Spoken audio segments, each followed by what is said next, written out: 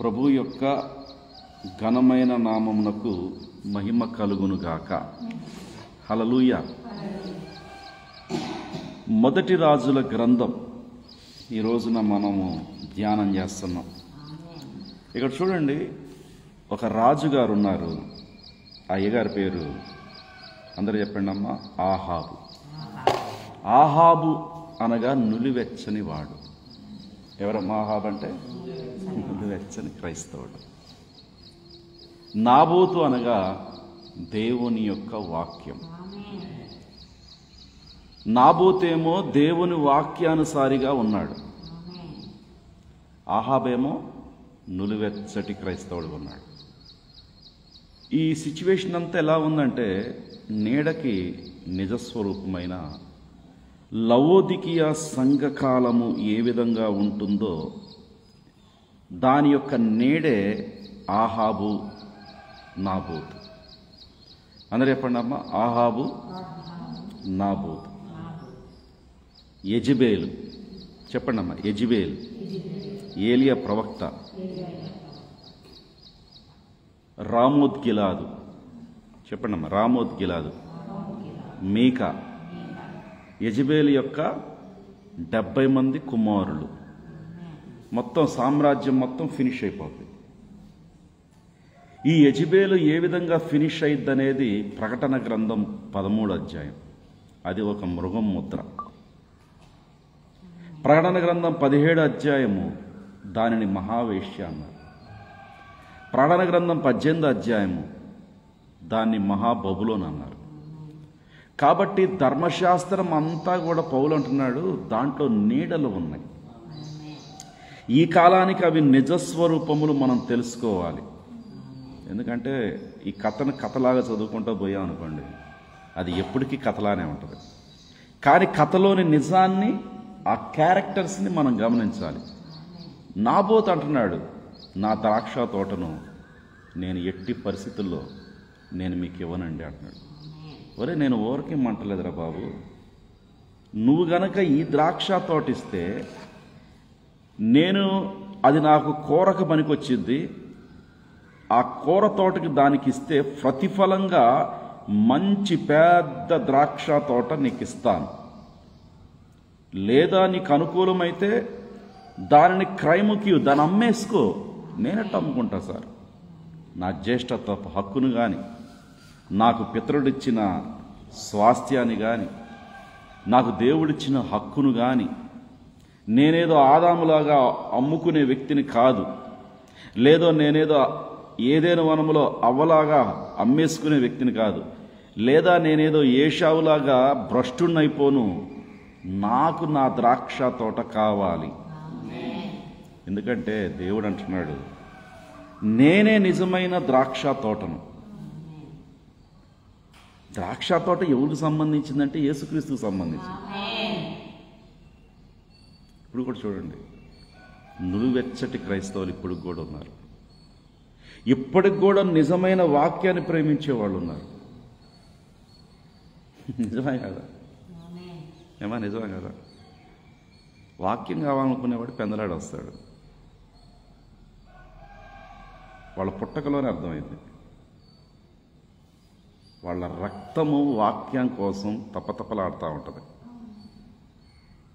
ఆ విత్తనాలు వేరు, ఆ జీవితం వేరు. ఇతను అంటున్నాడు, అయ్యా, నా పిత్రార్జితమును నీకివ్వను. యజ్రెయేలుడైన నాబోతు తనతో చెప్పిన దాన్ని బట్టి ఆహాబుకు బాగా కోపం వచ్చేసింది. అంటే వాస్తవానికమ్మా, ఒక రాజు అడిగితే ఒక సామాన్యుడు ఇచ్చేయాలి. ఇంకా ప్యాకేజ్ అధికంగా ఇస్తానంటున్నాడు కదా. ఎంత మంచి ప్యాకేజ్ ఇస్తానంటున్నాడు. ఒరే, నా కూర తోటకి నీకు మంచిగా నేను పెద్ద పొలం ఇస్తా నీకు. నాకు వద్దండి. నాకు దేవుడు ఏదైతే నిర్ణయించాడో, నా స్వాస్థ్యం ఏదైతే దేవుడు నాకు నా పితరుల ద్వారా నా వారసత్వంలో ఆ హక్కు పత్రం, ఆ కొనుగోలు పత్రం చెప్పే కదమ్మా మీకు, మొన్నటి నుంచి చెప్తూనే ఉన్నా. హక్కు పత్రం ఉంది మనకి. కొనుగోలు చేసుకున్నాడు దేవుడు మనల్ని. ఆయనే నిజమైన ద్రాక్ష తోట. మనమందరం తీగలమై ఉన్నాము. ఆయన ద్రాక్ష తోటని కాపాడుకోవటం మనకు దేవుడిచ్చిన కృప. ఈ వాగ్దాన వాక్యం కోసం అంగుళం కూడా పోగొట్టుకోకుండా కాపాడుకోవాలి. ఈయన ఏమంటారంటే యూదా పత్రికలో, పరిశుద్ధులకు ఒకేసారి అప్పగించబడినది ఇది, దానికోసం పోరాడాల. పరిశుద్ధులకు అప్పగించబడింది ఏంటంటే దేవుని యొక్క వాక్యం. ఆ వాక్యాన్ని పోగొట్టుకోకూడదు. మా జీవితంలో ఏది పోగొట్టుకున్నా, ఆస్తి పోగొట్టుకున్నా పోరాల. యోబుకి ఆస్తి అంతా ఒక రోజులో పోయింది, కానీ వాక్యం పోలేదే. వాక్యం మళ్ళీ అన్ని ఇచ్చింది. అందుకని చెప్పండి, వాక్యము బ్రతికిస్తుంది, వాక్యము బాధల్లో నెమ్మదిస్తుంది, వాక్యం పాదాలకు దీపం. ఎందుకంటే ఆ వాక్యమే దేవుడై ఉన్నాడు. ఇప్పుడు నాబోతు ఎవరయ్యా అంటే దేవుని వాక్య సంబంధి. దేవుని వాక్యం, ఆయన పేరే నాబోతు అనగా వాక్యము, ఆహాబ్ అనగా నులివెచ్చని వాడు, యెజెబెల్ అనగా మహావేశ్య. ఈ చరిత్రలో ఉన్న ఈ క్యారెక్టర్లన్నీ కూడా ఈ కాలములో అవి ఆపరేట్ అవుతా ఉన్నాయి. ఇప్పుడు నులివెచ్చని క్రైస్తవులందరూ ఎక్కడున్నారయ్యా అంటే యెజెబెలు యొక్క స్వాధీనంలో ఉన్నారు. ఈ నులివెచ్చని క్రైస్తవులకి ఏంటంటే యెజెబెలు బోధలు కావాలి. ఈ నులివెచ్చటి క్రైస్తవులకి ఏంటంటే యెజెబెలు యొక్క అందము కావాలి.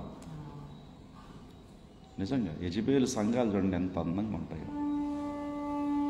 ఫ్రంట్లో గార్డెన్ పెడతారు, బయటకు చూడటానికి ప్రజలను ఆకర్షించేటట్టుగా వాళ్ళ హోర్డింగ్స్ ఉంటాయి.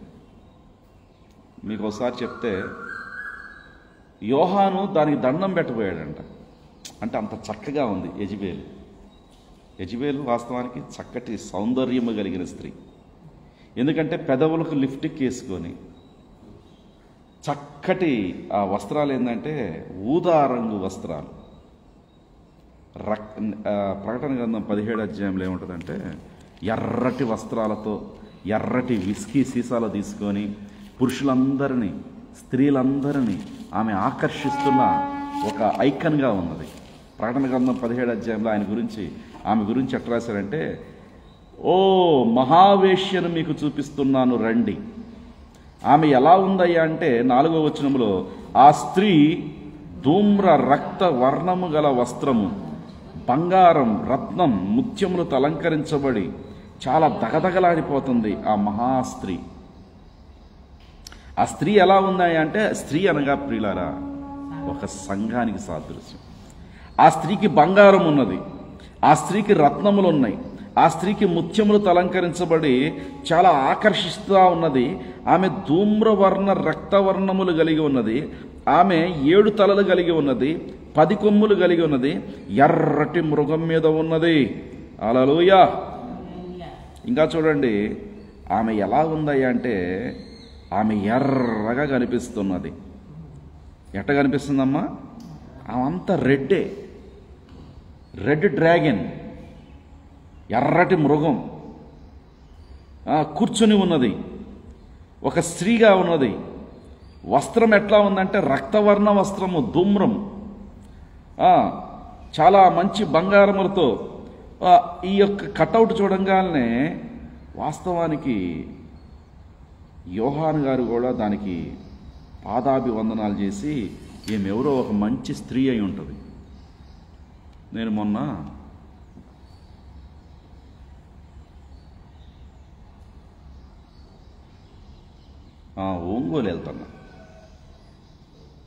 ఒంగోలు వెళ్తున్నప్పుడు బైపాస్లో ఒక చర్చి, పెద్ద చర్చి ఉంది, పెద్ద కటౌట్, దాని మీద కల్వరి ప్రార్థనా మందిరం అని రాసింది. అది చూడటానికి ఎట్టుందంటే బైపాస్ పక్కనే పెద్ద ల్యాండ్. ఆ ల్యాండ్లో ఎట్లా ఉందంటే అది ఆకర్షణీయంగా ఉంది. ఎవరైనా దారి పక్కన మంచి దేవాలయం కడితే భక్తులందరూ ఏం చేస్తారంటే ఒక్కసారి దాంట్లోకి వెళ్ళి పాదాభివందనాలు చేసి పొర్లాడితే, అసలు ఆ చివరి నుంచి ఈ చివరి దాకా మనం పొర్లాడి వచ్చి దండం పెట్టుకొని కొబ్బరికాయ కొడితే, సాంబ్రాణి కట్టి వెలిగించి మన పిల్లల పేర్ల మీద శటగోపం పెట్టుకొని అక్కడే దద్దోజనం తిని, అక్కడే భోజనాలు వండుకొని, అక్కడే ఒక రాత్రంతా దాన్ని ఏమంటారంటే నిద్ర చేసి వస్తే చాలా బాగుంటుందని దారి పక్కన ఇలాంటి దేవాలయాలు కడతారు. గర్భఫలాలు వస్తాయి, లేకపోతే అక్కడ మొక్కుకుంటే అప్పులు తీరిపోతాయి, ఇలానే దారి పక్కన కట్టినయే నాగార్జున సాగర్లో సాగర్ మాత తిరణాల. ఈ దారి పక్కన కట్టినయే ముంగమూడి దేవదాసు దేవాలయం. ఈ దారి పక్కన కట్టినయే కలవరి సతీష్ ప్రార్థనా మందిరాలు. ఇవి దారి పక్కన ఉన్న ఈ గుళ్ళు ఎలా ఉంటాయంటే ప్రకటన గ్రంథం 17 అధ్యాయం లాగా ఉన్నాయి. అవి బాగా ప్రజలను ఆకర్షిస్తున్నాయి. మహావేశ్య కూడా ఎలా ఉందంటే ప్రజలను ఆకర్షిస్తున్నది. మా దగ్గరకు వచ్చి మా మద్యంలో కొంచెం తీసుకొని వెళ్ళండి. ఈ మద్యం పేరేందంటే వ్యభిచారపు మద్యము. దారిలోనిది ప్రజలందరూ వచ్చి తాగుతున్నారంట. ఆ దారి పక్కన ఉండేసరికల్లా రావటం, దాంట్లో తాగటం. ఎందుకంటే ఆమె చేతిలో ఆ మద్యము కలిపి ఉన్నదంట. చదవండి ఒకసారి ప్రకటన గ్రంథం 17 అధ్యాయంలో. ఆ స్త్రీ పరిశుద్ధుల రక్తము చేత, యేసుక్రీస్తు యొక్క హతసాక్షుల రక్తము చేత మత్తిల్లిపోయి ఉండెను. ఆ దూత నాతో, నువ్వెందుకు అబ్బాయి ఆశ్చర్యపడుతున్నావు? ఈ స్త్రీ 7 తలలు 10 కొమ్ములు కలిగిన రెడ్ డ్రాగన్, ఈమె ఒక క్రూర మృగము. ఆ మర్మము నీకు చెప్పెతన, మీరు జాగ్రత్తగా వినండి. హల్లెలూయా. ఏంటయ్యా ఈ స్త్రీ అంటే, ఈమె అపవిత్రమైన కార్యములతో నిండిన ఒక సువర్ణ పాత్ర తన చేత్తో పట్టుకొని ఉందంట. ఈ స్త్రీ ఇలా కూర్చుంది, 7 కొండల మీద కూర్చుంది. ఒకసారి ఇమాజినేషన్ చేసుకోండి మైండ్లో. ఈ స్త్రీ ఎర్రటి మృగం మీద కూర్చుంది. చాలా అందంగా కనిపిస్తుంది. ఆమె రొమ్ములు కానీ, ఆమె పెదవులు కానీ, ఆమె శిరోజాలు కానీ, ఆమె నొసట కానీ దేవదూషణకరమైన నామములు ధరించి కల్వరి, బైబిల్ మిషను, మేరీ మాత ఆలయము, హోసన్నా మినిస్ట్రీ, లేకపోతే RCM, CSI, లూథరన్, బ్యాప్టిస్ట్ దేవదూషణకరమైన నామాలు పెట్టుకొని రోడ్డు ప్రక్కనే, హైవేల పక్కన, బైపాసుల్లో ఎర్రటి మృగం మీద 7 కొండల మీద కూర్చొని ఒక పెద్ద కటౌట్ లాగా చేతిలో సువర్ణ పాత్రను తీసుకొని ఉంది. ఇంతకీ ఆ సువర్ణ పాత్ర ఏముందంటమ్మా? బైబిల్ ఏం చెప్తుందంటే, ఆ సువర్ణ పాత్ర చేతితో పట్టుకొని ఉన్నది, ఆమె కూర్చొని ఉన్నది, ఎర్రటి మృగం మీద ఉన్నది. ఆ స్త్రీ ఎలా ఉంది అంటే 7 తలలు 10 కొమ్ములు కలిగిన ఎర్రటి మృగం మీద స్త్రీని చూశాను. ఆ సింహాసనమే పెద్ద భయంకరంగా ఉంది ఆమె కూర్చున్న. అదేందో తెలుసా? 7 కొండల మీద కూర్చున్న ఆ పట్టణం ఏందయ్యా అంటే, ఆ మహాపట్టణము, నువ్వు ఇక్కడికి రా, 7 దూతల్లో ఒక దూత వచ్చి చెప్తున్నాడు. ఆ ఒక దూత వచ్చి, ఇదిగో యోహానా, 7 పాత్రలు పట్టుకున్న 7 దూతల్లో ఒక దూత వచ్చి, ఓ యోహానా, మహావేశ్య యెజబెలు విస్తారమైన జనాల్లోకి వెళ్ళిపోయిన బోధ, నువ్వు ఇక్కడికి రా, భూరాజులు, దేవుని సేవకులు ఆమెతో వ్యభిచారపు మద్యములో మత్తులైపోయారు. ఆ 7 తలలు కలిగిన, ఆ 10 కొమ్ములు కలిగిన, ఎర్రటి మృగం కలిగిన, ఆ కొండలు కలిగిన పట్టణం ఏంటయ్యా? ఆ 10 తలకాయలు కలిగిందంటే దానిని రోమ్ పట్టణం అన్నారు. అందరూ చెప్పండి, ROME, రోమ్. రోమ్ ఉంది ఈరోజు కూడా. రోములో ఒక అధినేత ఉంటాడు. అతను ఎర్రటి దట్టి ధరించి ఉంటాడు. అతనే పోప్. చెప్పండి అమ్మా, పోపు గారు. POPE, Pope. ఈ పోపు గారు ఏంటంటే ధవళవర్ణమైన ఒక రంగు కలిగిన పెద్ద అంగీ ధరించి ఉంటాడు. ఇదేంటయ్యా అంటే టోటల్గా రోమన్ కెథోలిక్ మిషన్ అనే ఒక సంఘము. ఆ సంఘము ఎలాగుందండి అంటే, అది త్రిత్వ బోధను కలిగి, మద్యమును కలిగి ఉండి, మద్యం అంటే ఏంటంటే అది ఒక భయంకరమైన బోధ. ఆ మద్యం తాపిస్తుందంట భూరాజులకి, భూ నివాసులకి, సమస్త జనాలకి. అదేంటంటే ఆ సారాయి పోస్తుంది. ఆ మద్యములో మత్తులైపోతున్నారు. ఆమె యొక్క వ్యభిచారపు మద్యం అంటే అబద్ధ బోధతో వాళ్ళు వ్యభిచరిస్తున్నారు. త్రిత్వం కదిలితే త్రిత్వం, త్రిత్వనామాల్లో బాప్తిజం, యేసుక్రీస్తు నామాన్ని గాలి కుదిలేసి యేసుక్రీస్తు నామంలో బాప్తిజం ఇస్తున్న వాళ్ళని చంపేశారు. యేసుని ఎవరు చంపేసిందమ్మా ఆ సంఘం? ఒకసారి జాగ్రత్త చదువుతారా మీరు? యేసుక్రీస్తు యొక్క సాక్షులని చంపింది. అంటే ఈ స్త్రీ యేసుక్రీస్తుకి యాంటీ. మా ఇది యేసుక్రీస్తు సంఘం కాదు, ఇది ఖచ్చితంగా లూసిఫర్ సంఘం. దానికి మళ్ళీ పిల్లలు ఉన్నారంట. వామ్మో, ఏమే ఒక తల్లి అంటే, మరి తల్లి అంటే పిల్లలు ఉండరా ఏంటమ్మా? ఏం మాటలు తల్లి ఉంటే పిల్లలు ఉంటారు, ఓకేనా? ఇంతకీ ఏంటయ్యా ఈ తల్లి ఎలా ఉందంటే, ఏహ్యమైన వాటికి తల్లి, వేశ్యలకు తల్లి, మర్మమైన తల్లి, మహాబబులోను తల్లి. ఏం తల్లో ఏంతో. Praise the Lord. ఆ స్త్రీ కూర్చున్న 7 కొండలు, ఆ 7 కొండలు ఏంటయ్యా అంటే తిరుపతి కాదు, తిరుమల కాదు, అది ఇండియా కాదు, వాటికన్ సిటీ. వాటికన్ సిటీ అంటే ప్రపంచ మ్యాప్లో రోమ్ అనే ప్రవాస పట్టణం ఉన్నది. రోముకి వాటికన్ అనేది రాజధాని. ఇప్పుడు వాటికన్లో ఒక మతశాఖ ఉన్నది. ఆ మతశాఖ ఏందయ్యా అంటే అది రెడ్ డ్రాగన్, ఎర్రటి మృగముగా ఉన్నది. దానికి 10 కొమ్ములు ఉన్నాయి. Praise the Lord. ఎన్ని కొమ్ములు ఉన్నాయమ్మా? ఎన్ని తలకాయలు ఉన్నాయి? 7 తలలు, 10 కొమ్ములు. ఈమె ఎవరయ్యా అంటే ఈమెకు పిల్లలు కూడా ఉన్నారు. హల్లెలూయా. చదువుతారా ఒకసారి? ఏహ్యమైన వాటికి తల్లి. Praise the Lord. ఆ స్త్రీ ఎవరిని చంపిందయ్యా అంటే పరిశుద్ధులను చంపినది. మీరు కనుక బైబిల్లో 2వ ముద్ర, అమ్మా మీ చేతిలో కనుక 2వ ముద్ర అనే ఒక ఐటమ్ ఉంటే 6,80,00,000 మంది పరిశుద్ధులను ఈ రోముకు సంబంధించిన పోపు గారు చంపేసేసేసారు. చరిత్రలో జరిగింది ఇది. దాన్ని 2వ ముద్ర వివరిస్తుంది. హల్లెలూయా. అవన్నీ ఏంటంటే ఈ ప్రకటన గ్రంథంలో 17వ అధ్యాయంలో ఇవి రాసుకుంటే బాగుంటుంది. ఎప్పుడైనా మీకు నేను రాసుకొని నా అన్నీ కూడా బైబిలే చినిగిపోయింది. హల్లెలూయా. వింటున్నారా వింటలేదా? ఎరుపు అంటే ఏమన్నాను నేను? ఎరుపు అంటే రాజకీయం. అమ్మా 7 ముద్రల గురించి చాలా కాలం నుంచి నేను బోధిస్తున్నాను. మొదటి గుర్రం ఏ రంగుతో ఉంది విజయ్? తెల్లటి రంగుతో ఉంది. 2వ గుర్రం ఏ రంగుతో ఉంది? ఎర్రటి రంగుతో ఉంది. 3వ గుర్రం ఏ రంగుతో ఉంది? నల్లటి రంగుతో ఉంది. 4వ గుర్రం మొత్తం మిక్స్ అయిపోతే పాండురవర్ణం, అదే ఆమె కలరు. అంటే ఒకటే వ్యక్తి, ఒకడే కానీ వాడు రంగులు మారుస్తున్నాడు. ఫస్ట్ తెలుపు, నేను శాంతినిస్తాను కపోతని, శాంతి కపోతని, పౌర అని ఏమంటారు, కపోతం, శాంతి కపోతాన్ని నేనే అని చెప్పేసి పట్టువాడు వైట్ డ్రెస్ వేసుకుంటాడు, తెల్లటి అంగి వేసుకుంటాడు. రోమన్ కేథోలిక్ వాళ్ళు చూడండి, రోమన్ కేథోలిక్ అమ్మగారిని చూస్తే వాళ్ళ డ్రెస్ ఎలా ఉంటుందమ్మా? అమ్మగారి డ్రెస్ పెళ్ళిళ్ళు ఉండో పాడుండో, ఫస్ట్ పెళ్ళిళ్ళు లేకుండా ఉండొచ్చు అని అబద్ధ బోధన తెచ్చింది ఆ సంఘం. దాని పిల్లలు కూడా వాళ్ళు కూడా పెళ్ళిళ్ళు చేసుకోరు. వాళ్ళే సిఎస్ఐ, వాళ్ళే సీలోని పెంతుకొస్తోళ్ళు, హోసన్న వాళ్ళు. బైబిల్ ఏమంటుందంటే పెళ్లి చేసుకొని సేవ చేయండి. ఏమై రైట్? దేవుడు రైట్ అయితే నేను కూడా రైట్.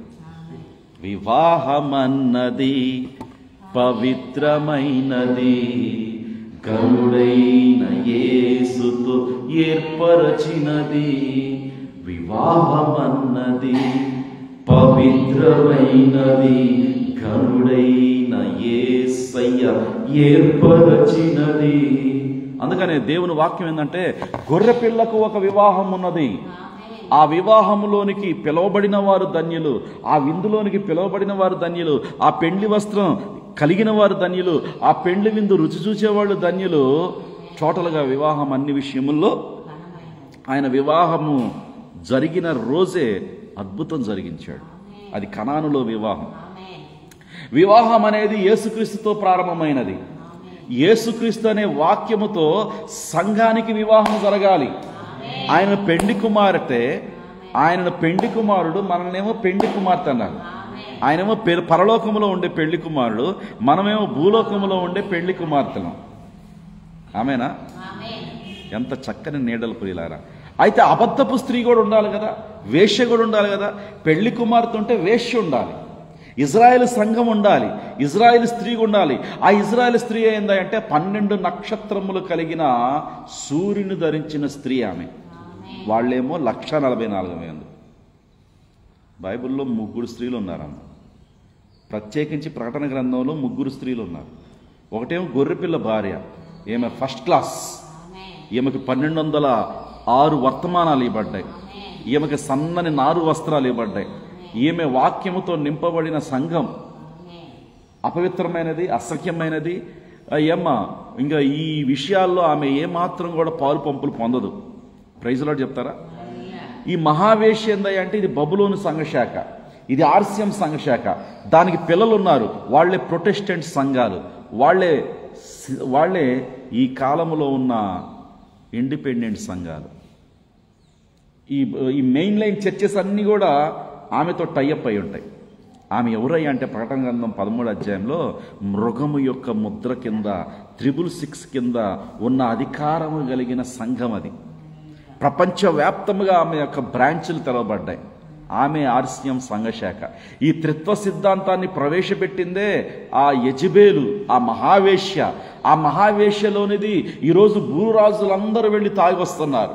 బైబిల్ కాలేజీలు వాళ్లే. బైబిల్ కాలేజీలకు వెళ్ళటం, మద్యం తాగటం. ఓసారి ఏం జరిగిందంటే అపోస్తులు కూడా మేడగది మీదకి వెళ్ళారు.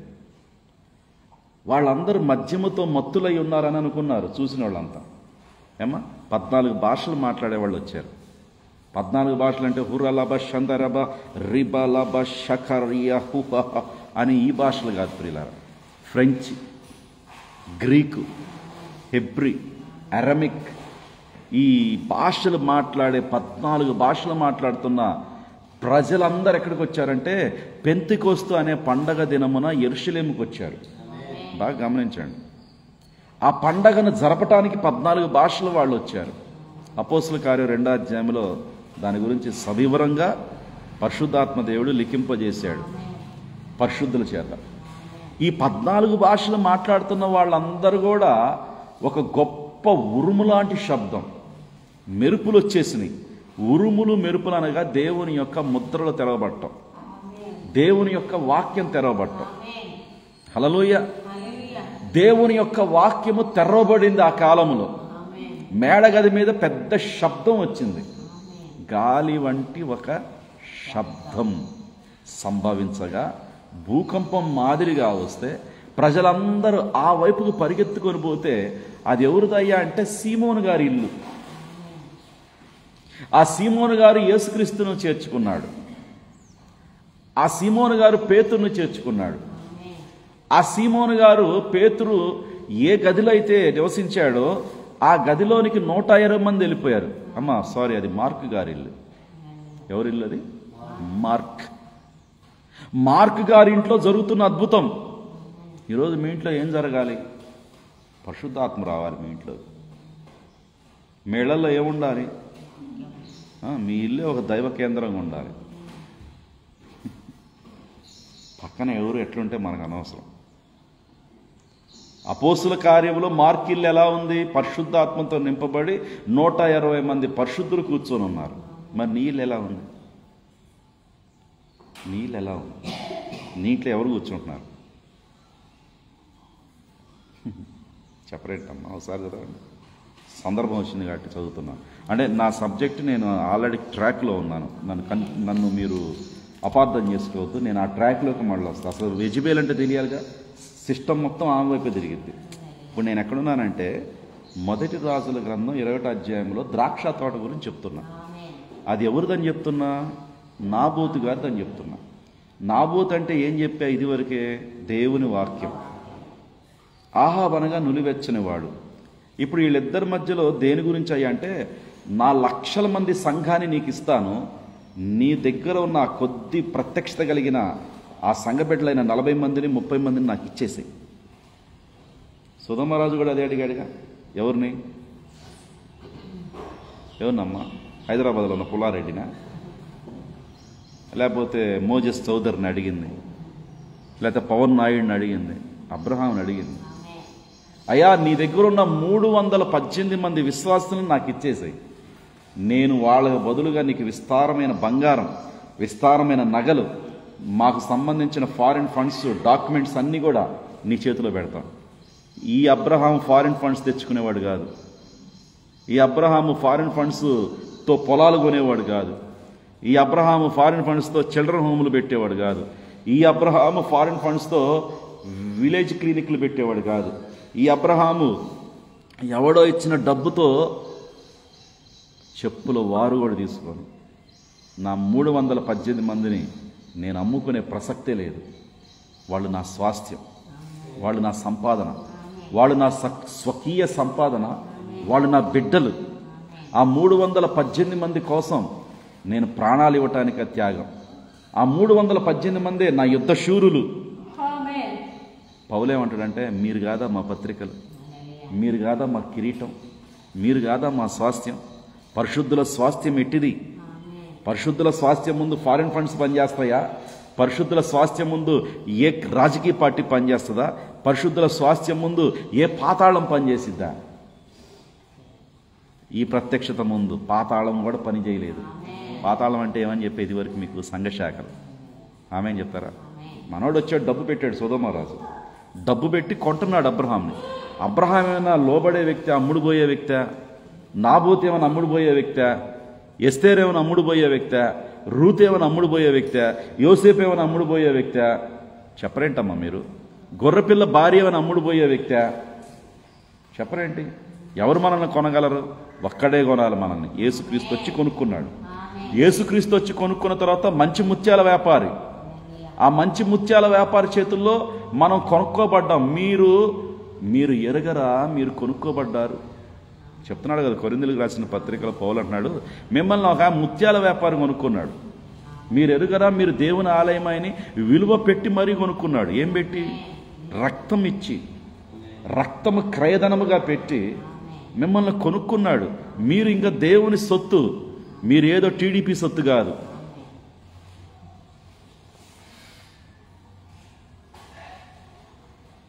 ఏం చెప్పడానికి తప్పే ఉంది? చెప్పడానికి గట్స్ కూడా ఉండాలి దానికి. ఓ పాస్టర్ అంటే ఏదో 10 రూపాయలు ఇస్తే చినిగిన 10 రూపాయలు తీసుకొని జేబులో పెట్టుకొని పోయేవాడు కాదు పాస్టర్ అంటే. వాడి పుట్టకలోనే దమ్ము ధైర్యం ఉంటుంది. ఆమె అని చెప్తారా? కొంచెం స్తోత్రం చెప్తారా? మీరు నా సొత్తు. బైబిల్ ఇంత క్లియర్గా చెప్తుంది. విలువ పెట్టి మిమ్మల్ని నేను కొనుక్కున్నాను. మీరు బెలియాలతో సాంగత్యం చేయబాకండి, యెజబేలుతో సాంగత్యం చేయబాకండి.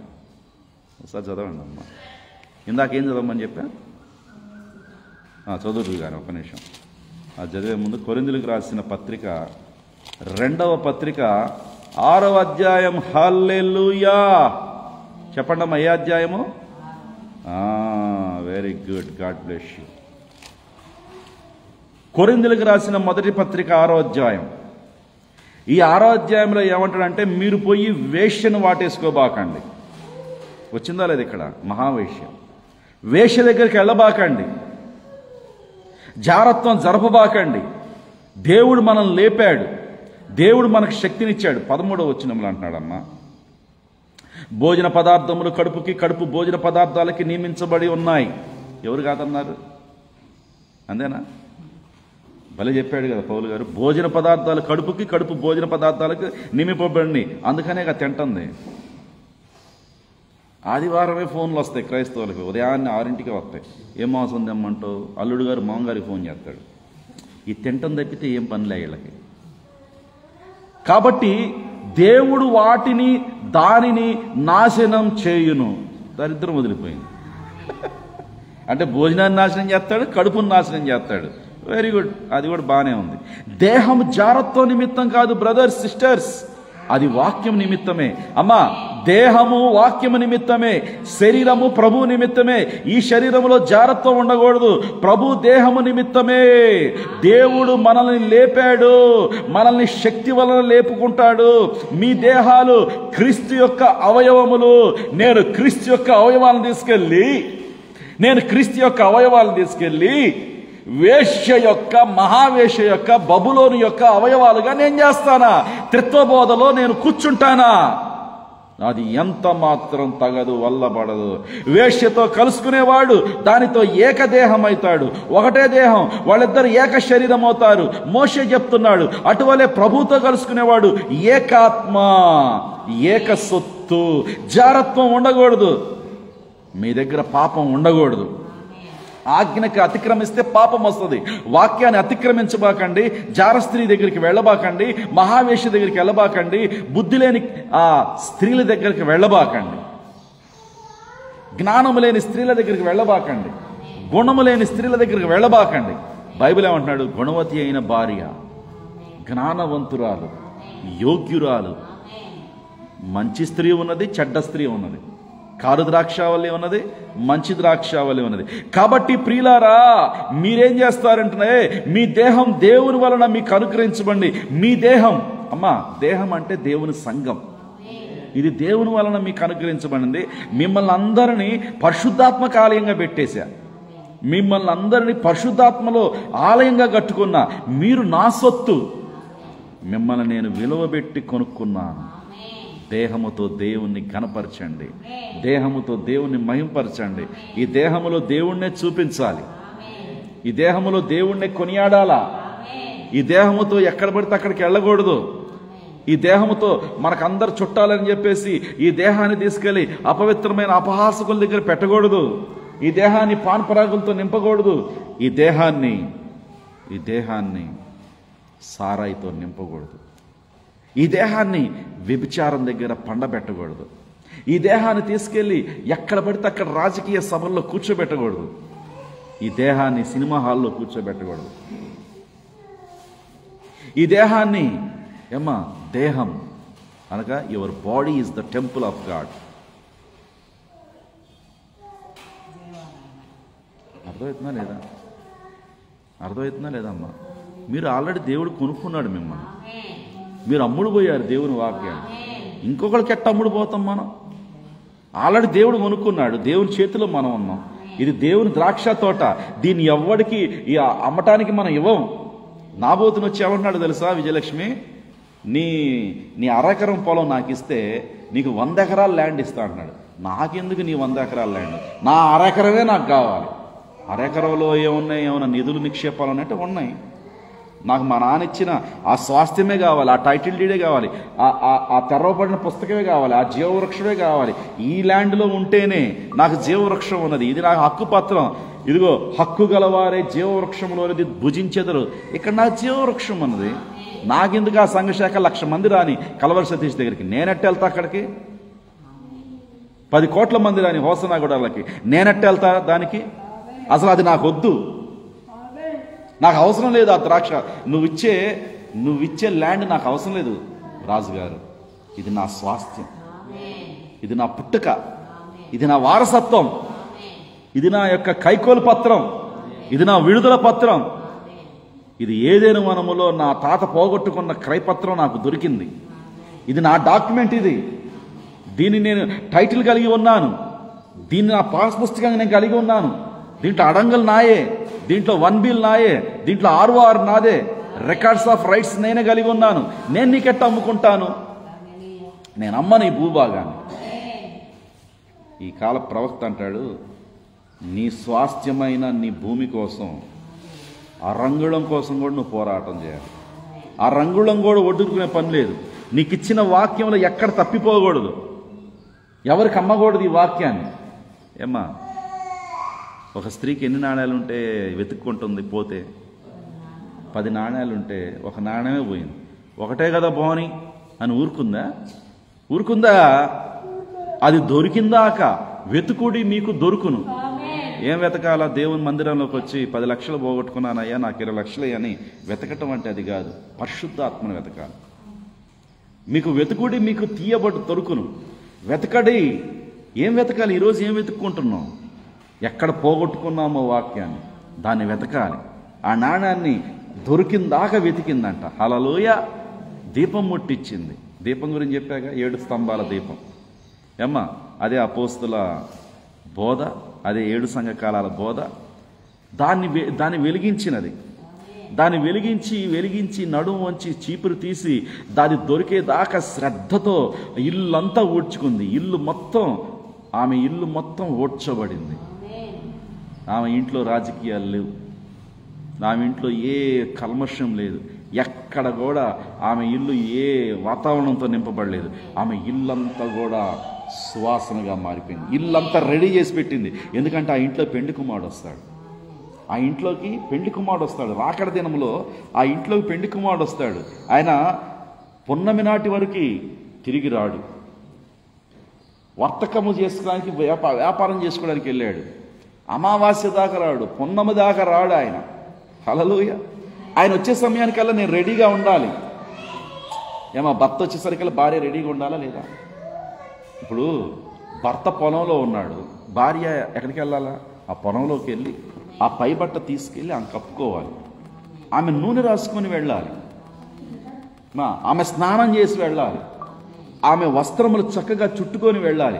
ఎందుకంటే ఆమె వెళ్ళేది ఎందుకంటే యవలలు తీసుకోవటానికి వెళ్తుంది. మరి భర్త వచ్చేటానికి నువ్వెట్టుండాలి? రాకడ జరిగేటానికి నువ్వెట్టుండాలి? మత్తుగా ఇహలోక దాన్ని ఏమంటారంటే ఆశలతో మత్తులై ఉన్నారేమో ఓసారి ధ్యానం చేసుకోండి. పెళ్లి కుమారుడు వస్తున్నాడు. బుద్ధి లేని కన్యకలందరూ మత్తులైపోయారు. ఈరోజు సంఘాలు కూడా మత్తులో ఉన్నాయి, వ్యభిచారపు మత్తులో ఉన్నాయి, మహావేశ్య యొక్క మధ్యములో ఉన్నాయి. హల్లెలూయా. అందుకని నీ ఇల్లు ఊడ్చుకోవాలి. నువ్వు మత్తులో ఉన్నావేమో, ఎక్కడ వాక్యం పోగొట్టుకున్నావేమో. ఆ ధరించిన స్త్రీని పెళ్లి కుమారుడు చూశాడు. ఎస్, నువ్వు నాకు నిబంధన చేసిన దానికి నువ్వు పాత్రురాలిగా ఉన్నావు. నీ నాణ్యాలన్నీ కరెక్ట్గా ఉన్నాయి, ఫిక్స్ చేయబడింది నీ తలలో ఆ ప్రత్యక్షతలన్నీ కరెక్ట్గా ఉన్నాయి. ఆ 10 నాణ్యాలు నువ్వు ఎక్కడ పోగొట్టుకోలేదు. నువ్వు నా ప్రియురాలు వారిని తీసుకో అన్నాడు. భర్త వచ్చాడు, 1963లో వచ్చాడు, మేఘం ధరించుకొని వచ్చాడు, బలిష్ఠుడైన దూతగా వచ్చాడు. ఈరోజు వధువును చూశాడు. వధువు ఎక్కడ కూడా తప్పిపోయిన పరిస్థితిలో లేదు, తప్పిపోయిన కుమారుడులా లేదు. ఆమెనా? బుద్ధి లేని కన్యకలాగా లేదు, మహావేశ్యలాగా లేదు, మద్యంతో మత్తురాలు అవ్వలేదు. ఎక్కడ కూడా ఏ డబ్బుకు అమ్ముడు పోలేదు, ఏ ఫారిన్ ఫండ్స్కి అమ్ముడు పోలేదు. పెద్దవారితోనైనా చిన్నవారితోనైనా ఎవరితో వెళ్ళని రూతీమే గొప్పవారిని, యవనస్తులని, పెద్దవారిని, చిన్నవారిని మరి ఎవరిని వెంబడించలేదు. ఏ హోసన్నా మినిస్ట్రీని, ఏ బైబిల్ మిషనర్ని, ఏ కల్వరి సతీష్ని, పెద్దవారినేమి చిన్నవారినేమి యవనస్తులనేమి ఎవరిని వెంబడించకుండా కేవలము బోయజునే వెంబడించినది. బోయజు పొలమునే వెంబడించినది. వేరే సంఘ శాఖల వైపు కానీ, వేరే అబద్ధ బోధల వైపు కానీ, వేరే పొలాలకు కానీ వెళ్లకుండా తన స్వాస్థ్యాన్ని కాపాడుకుంది ఋతు. ఎయ్యైనా టీవీ ఛానల్సే, ఎయ్యైనా యూట్యూబ్లే, ఎయ్యి పడితే చూడటానికి నువ్వు పుట్టలా. క్రైస్తవులు ఏం చేస్తారంటే 300 రూపాయలు పెట్టి స్టార్ టీవీ బిగించుకొని ప్రతి అడ్డమైన వాడు యూట్యూబ్లు చూస్తూ ఉంటారు కూర్చొని. అదే టీవీ ప్రోగ్రామ్స్.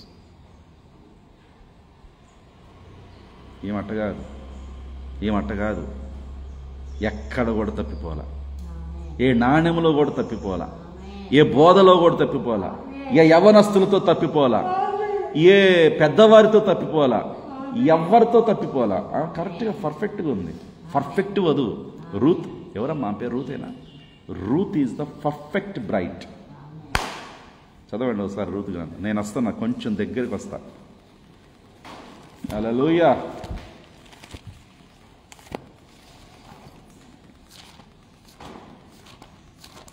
రూతు పుస్తకం 220 పేపర్, 3వ అధ్యాయం. అందరూ చెప్పండి. 3వ అధ్యాయం 10వ వచనం. నా కుమారి, నువ్వు దీవెన పొందిన దానివమ్మ. నువ్వు యెహోవా వాక్యంలో దీవెన పొందిన దానివమ్మ. నువ్వు దేవుని వాక్యంలో స్థిరపరచబడిన దానివమ్మ. నువ్వు అటు ఇటు తిరిగిన దానివి కాదమ్మా. నువ్వు ఆడిగేడకి తిరిగిన దానివి కాదమ్మా. కాసేపు ఆ సంఘానికి, కాసేపు ఈ సంఘానికి. హల్లెలూయా.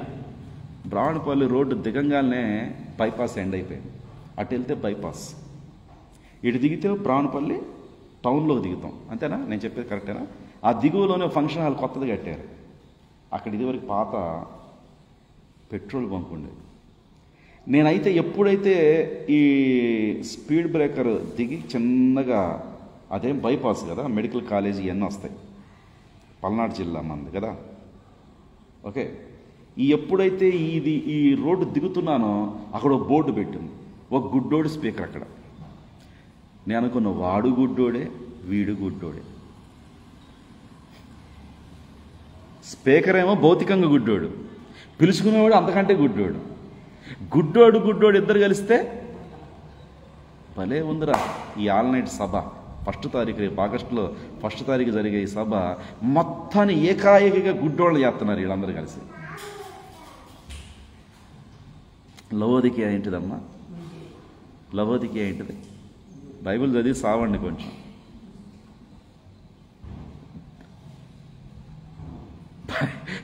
లవోదికీయ ఎలా ఉందంటే బహుగ్రుడ్డిది, దానికి కళ్ళజోడు లేదు, దానికి ప్రవక్త లేడు, ప్రవక్త ఫలం లేదు, ఆమె దౌర్భాగ్యురాలు. ఆ లవోదికీయ సంఘం, ఆమె ధనము వృద్ధి చేసుకున్నది, నాకేమి కొదవలేదనుకుంటుంది. ఆమె కనులలో కాటుక లేదు. ఆమెనా? ఆమె కనులలో ఏమి లేదమ్మా? కాటుక లేదు. ఆమె కనులకు వెలుగు లేదు. ఆమె దౌర్భాగ్యురాలు, దౌర్భాగ్యుడివి, దిక్కుమాలిన వాడివి, వస్త్రాలు లేని వాడివి. మెయిన్ ఐటమ్ ఏంటంటే గుడ్డివాడివి. గుడ్డి ఐజైన పిలుచుకునేవాడు గుడ్డివాడు. స్పీకర్ పేరు ఏంటంటే గుడ్డి ఐజై అంట. అది గుడ్డోడి సేవ చేయాలని బైబిల్లో యాడ్ ఉంది? లేదు బైబిల్లో.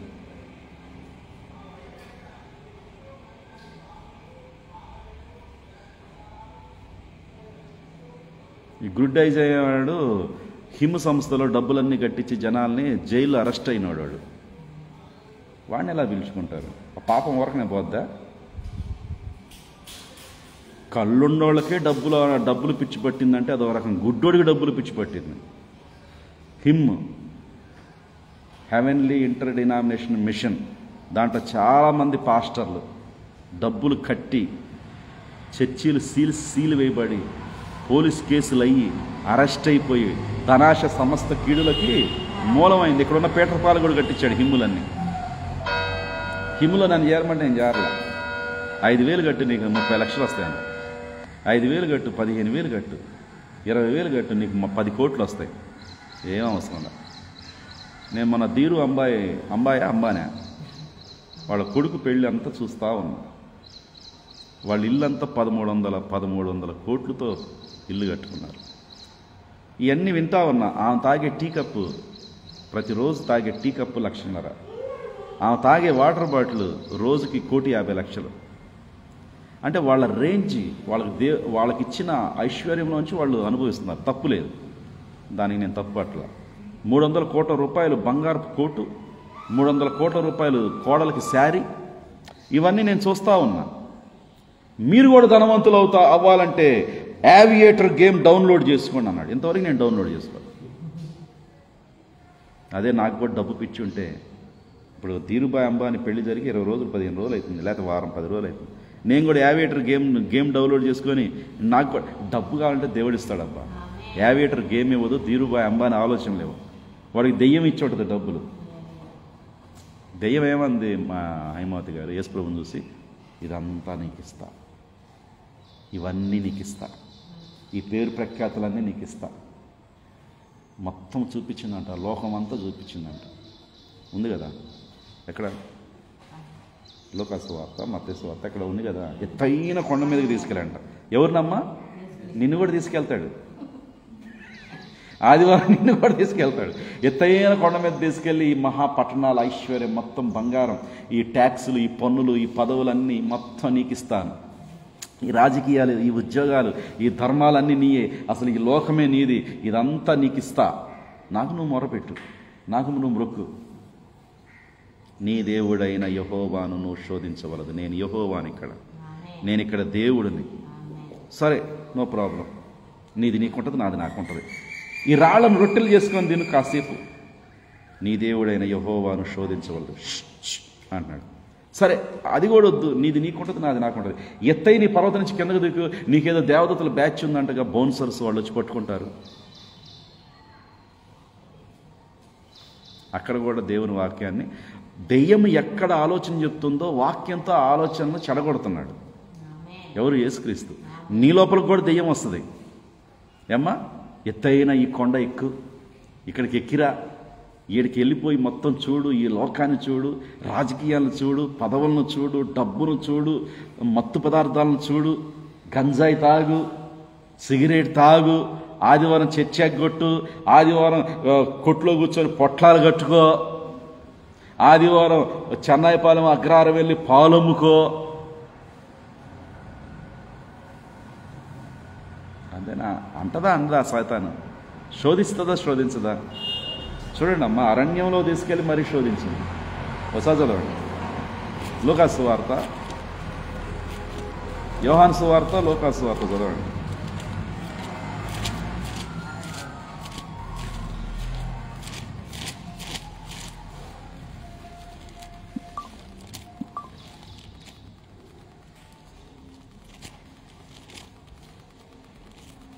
ఎక్కడ?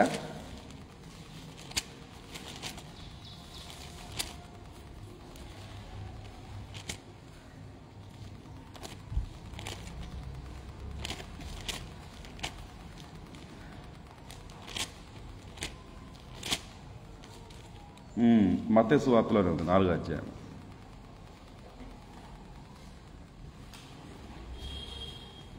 వీటిని ఏమంటారంటే శ్రమల దినములు బ్రదర్స్. 40 రోజుల శ్రమల దినములు సిస్టర్స్. మా చర్చిలో 40 రోజులు ఉపవాసాలు జరుగుతున్నాయి సిస్టర్స్. మా చర్చిలో 21 రోజుల ఉపవాసాలు జరుగుతున్నాయి బ్రదర్స్.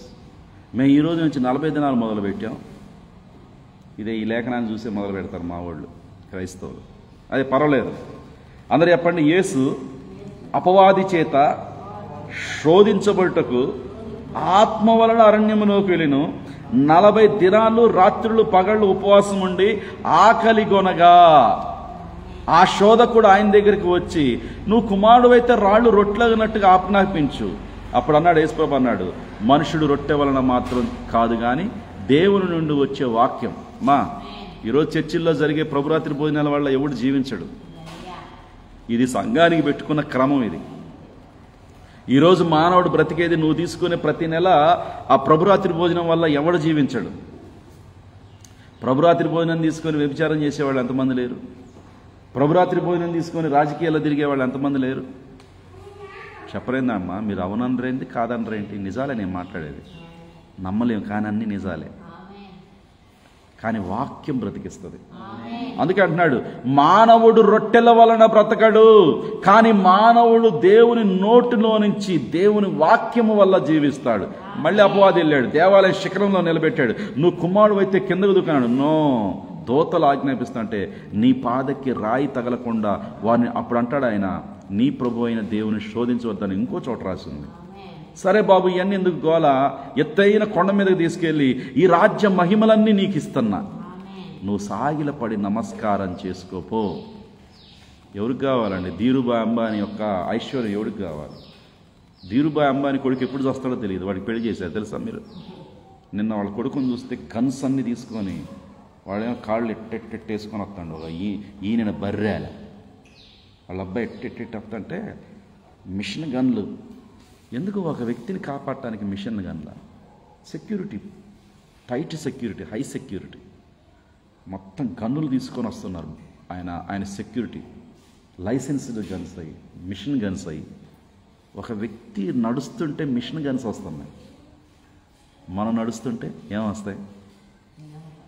దేవదూతలు. ఇప్పుడు అంత ఐశ్వర్యం ఆయన కాపాడుతుందా? మిషన్లు గన్లు ఆయన కాపాడుతున్నాయి. ఆయన తినే తిండి కాపాడుతుందా? ఆయనకు ప్రాబ్లం ఏంటంటే లంగ్స్ ప్రాబ్లం. ఎప్పుడు చనిపోతాడో తెలియదు. కోట్ల రూపాయలు ఆస్తుంది, లక్షల రూపాయలు, 5,000 కోట్లు 7,000 కోట్లు ఈజీ ఖర్చు పెట్టారు మన పెళ్ళికి. వాళ్ళందరూ అంటారు ఇప్పుడు వాళ్ళ నాన్న, వాళ్ళ అమ్మ, ఆ అబ్బాయి ఏవియేటర్ గేమ్ మీరు డౌన్లోడ్ చేసుకోండి. ఆండ్రాయిడ్ ఫోన్లోకి వెళ్ళి యాప్ ఉంటుందంట. ఆ యాప్లోకి వెళ్ళి ఏవియేటర్ అనే గేమ్ డౌన్లోడ్ చేసుకుంటే మీకు కూడా ఐశ్వర్యవంతులు అవుతారు. కొంతమంది డౌన్లోడ్ చేసుకున్నాడు, నా అకౌంట్లో 30 లక్షలు ఉన్నాయి, నా అకౌంట్లో 30 కోట్లు ఉన్నాయి. అవి నిన్ను ఈ రాత్రి బ్రతికిస్తాయా? చెప్పరేంటమ్మా? మీరు కూడా అమ్ముడు పోతారా? మీరు కూడా జ్యేష్ఠత్వ పక్కను చిక్కుడుకాయ కూరకు అమ్ముకుంటారా? ఒక్క పూట కూటి కోసం ఎవరంట వాడు? ఏశావు. ఏమమ్ముకున్నాడు? చిక్కుడుకాయ, ఎర్రటి చిక్కుడుకాయ కూర కోసం అమ్ముకున్నాడంట. కూర కోసం అమ్ముకున్నారా? వాడు కూడా అంటున్నాడు, కూరకు నాకు పనికి వచ్చింది నీ తోట నాకు ఇచ్చే brother. Praise the Lord brother. వీడు కూడా క్రైస్తవుడే. ఎవడు? ఆహాబ్ అంటే ఏంటి? నులువెచ్చని వాడు. లవోదికియా, మిస్టర్ లవోదికియా వచ్చి మిస్సెస్ వధువుని అడుగుతున్నాడు. ఈ వధువు అంటున్నాడు, 1,00,000 మంది మా సంఘ సభ్యులు ఉన్నారు, మా సంఘంలో చేరు, మా కల్వర్ సతీష్ మిషన్లో చేరు, మా హౌస్ అన్నా కూడా రా, పండగ రా, అమ్ముడు పో నువ్వు కూడా. వీడంటాడు నాబోతు, నా పేరే దేవుని వాక్యం, నేను ఎట్టి పరిస్థితుల్లో కూడా నీవు పెట్టే ప్యాకేజీకి నేను ఒప్పుకోను. నువ్వు ఎక్కడికి రమ్మంటే నేను అక్కడికి రాను, నువ్వు ఎక్కడ సంతకం పెట్టమంటే నేను అక్కడ పెట్టను, నువ్వు ఎక్కడ ఆన్లైన్కి రమ్మంటే నేను అక్కడికి రాను. నేను అమ్ముడు పోని ఒక వ్యక్తిని. మరి రూత్ ఎవరు? ఏ పొలాలకు పడితే ఆ పొలాలకు వెళ్ళి ఆ పొలాల్లో ఉన్న నీళ్లు తాగటానికి రూతు పుట్టలా. మనం బ్రతికామంటే ఒక రోషం ఉండాలి. ఎందుకంటే మన తండ్రి ఎవరు? I am the jealousy God. నేను రోషము గల దేవుడిని. ఒక భర్త తన భార్య తన దగ్గరే ఉండాలనుకుంటాడు. భార్య భర్త చెప్పిన స్థలాలకే వెళ్ళాలి. భర్త కూర్చోమంటే భార్య కూర్చోవాలి. అంతేనే కదమ్మా? మేము మా అన్నమే తింటాం, మేము ఏంటిది మా వస్త్రాలే కట్టుకుంటాం, పేరు మాత్రం నువ్వు పెట్టు. ఎలా ఉందంటే తిరుపతిలో గంజాయి తాగిన భార్య భర్తల్లాగా. ఎంత ఘోరం అంటే చదువుకునే వాళ్ళు కూడా ఇంత ఘోరాతి ఘోరానికి దిగిపోతున్నారు. వింటున్నారమ్మా వార్తలు? ఎప్పుడన్నా వినండి. చాలా ఈ మధ్య కాలంలో అసలు వార్తలు కూడా విపరీతంగా మనుషులకు ఏమవుతుందో అర్థం కావట్లా. లా స్టూడెంట్స్ అంట తిరుపతిలో, యూనివర్సిటీ పేరు కూడా ఏదో ఉంది, నిన్న నేను న్యూస్లో చదివా. 2 లా స్టూడెంట్సే, 2 భార్య భర్తలే. 35 years ఆ అమ్మాయికి ఉంది, భర్తకి మ్యాక్సిమం రెడ్డి గారు. ఆయన ఈ నంద్యాల సైడ్ ఏదో రెడ్డి గారు, ఎవడో రెడ్డో బొడ్డో, వాడి పేరు చివరిలో రెడ్ ఉంది. వీళ్ళిద్దరికి పెళ్ళయింది. వీళ్ళిద్దరికి ఏంటంటే ఒక బ్యాడ్ హ్యాబిట్, లా చదువుకునే వ్యక్తులే గంజాయి అలవాటు ఉందంట. అసలు గంజాయి ఎలా ఉందో ఇంతవరకు నా చేతిలోకి ఇట్ట నలిపిన పాపాను పోలా, ఇట్ట వాసన చూసుకొని పోలా, ఇట్ట ముక్కులో పెట్టుకున్న పాపాను పోలా, ఇంతవరకు 4 కింద ఇట్ట తీసి పెట్టుకున్న పాపాను పోలా. అసలు పాన్పరాయిగా ఎట్ట ఉంటుంది ఇంతవరకు నా చేతిలోకి ఇట్ట కొట్టుకొని ఇట్ట పెట్టుకున్న పాపాను పోలా. అది ఎంత ప్యాకెట్ ఉంటుంది చూసా, పొగాకు. ఆ పొగాకుని ఇట్ట నవిలి ఇట్ట దవడ కింద పెట్టుకున్న పాపాను పోలా. విస్కీ ఎలా ఉంటుందో గ్లాసులో పెగ్గు పోసుకొని తాగిన పాపాను పోలా. నాకు కూడా ఆశ ఎట్లా ఉంటుందో బాగుంటుందేమో, ఇంతవరకు తాగటానికి కూడా ట్రై చేయాలి. వాళ్ళిద్దరు భార్య భర్తలకు అలవాటు అయిందండి. జరిగింది ఏంటంటే, ఒక పడుచు అమ్మాయి హాస్టల్లో పరిచయం అయింది. ఈ అమ్మాయికి గంజాయి బ్యాచ్ హాస్టల్ మేట్ అనమాట. లా చేయడానికి వస్తారు, ఆ అమ్మాయి కూడా లా చేయడానికి వచ్చింది. వీళ్ళిద్దరికి మీటింగ్ ఎక్కడ జరిగింది? హాస్టల్లో జరిగింది. అమ్మ మాకు ప్రత్యేకమైన ఇల్లు ఉంది కదా, నువ్వు అక్కడ కూడా ఫ్రెండ్షిప్ చేసుకోవచ్చు అంటే తరచుగా ఇంటికి వస్తూ పోతూ ఉంటే భర్తకి ఎవరికి కనెక్ట్ అయింది. ఎవరికి? పడుచు అమ్మాయికి భర్తకి కనెక్ట్ అయింది. ఎందుకు కనెక్ట్ అయిందంటే, రోజు చిన్న గంజాయి ఇవ్వటం స్టార్ట్ చేశారు వీళ్ళు. రోజు ఆ గంజాయి కోసం ఆ అమ్మాయి ఇంటికి వస్తుంది. దేనికోసం వస్తుంది? 22 సంవత్సరాల అమ్మాయి, లా చేసే అమ్మాయి, తల్లిదండ్రులు చెప్పకుండా దొంగతనంగా గంజాయి తాగటానికి ఒక అక్రమ సంబంధాన్ని ఏర్పాటు చేసుకొని ఆ గంజాయి కోసం అక్రమ సంబంధం చేస్తుంటే ఆ భార్య వాటన్నిటిని వీడియో షూట్స్ చేసి ఫొటోస్ క్లిప్స్ పెట్టుకొని బ్లాక్మెయిల్ చేస్తుంది. నేను పరిస్థితి అంత ఘోరంగా అయిపోయింది. మన పిల్లలు ఏడో చదువుకుంటున్నారులే అని మనం సంకలు కొట్టుకుంటాం. స్ట్రిక్ట్గా హాస్టల్లోంచి బయటికి రాకుండా ఉండే చదువులు చదివించండి పిల్లలకి. వింటున్నారా? వింటలేదా? ఏ స్వేచ్ఛనిచ్చామలే మా పిల్లలకి, ఎక్కడ ఉంటున్నారులే అనుకుంటున్నారేమో. నిన్న ఒక అమ్మాయిని గొంతు కోసిపోయాడు ఒకడు, పేయింగ్ గెస్ట్ హౌస్కి వచ్చి. ఒక కుర్రోడు వచ్చి గొంతు కోసి మరిపోయాడు. ఎట్టపోయాడంటే 2 లవర్స్ మధ్యలో ఏం దూరిందంట. వాడు మంచోడు కాదు అని చెప్తే వీడికి తెక్కరేగి పేయింగ్ గెస్ట్ హౌస్కి వచ్చాడు. అమ్మాయిలందరూ ఆ రూమ్స్లో ఉంటారు. కాలింగ్ బెల్ కొట్టాడు, బయటకు వచ్చింది. దానికి వెళ్ళి నా గురించి ఎందుకు చెప్పావే అన్నాడు. చెప్పేందా ఏదో గొడవ జరిగింది, సపా సపా సపా సపా పేకల గీకలు మొత్తం కోసి పెట్టేసి ఆడ పడేసి కూర్చోబెట్టిపోయాడు.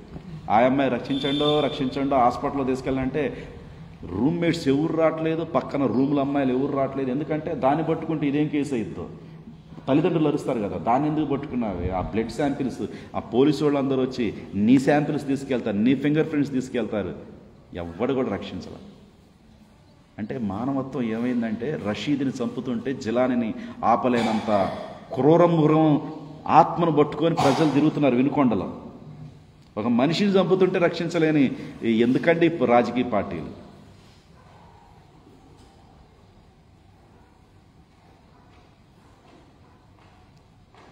ఒకవైపే వాళ్ళట చంపుకొని చస్తున్నారు, ఒకవైపే ప్రేమ పెళ్ళిళ్ళు ప్రేమ పిచ్చిలు బట్టి వీళ్ళు చస్తున్నారు, ఒకవైపేమో ఫోనోగ్రఫీలు చూసి యూట్యూబ్లు చూసి పిల్లల్ని ఆడపిల్లల్ని ఎట చంపాలో వీళ్ళు తెచ్చుకుంటున్నారు.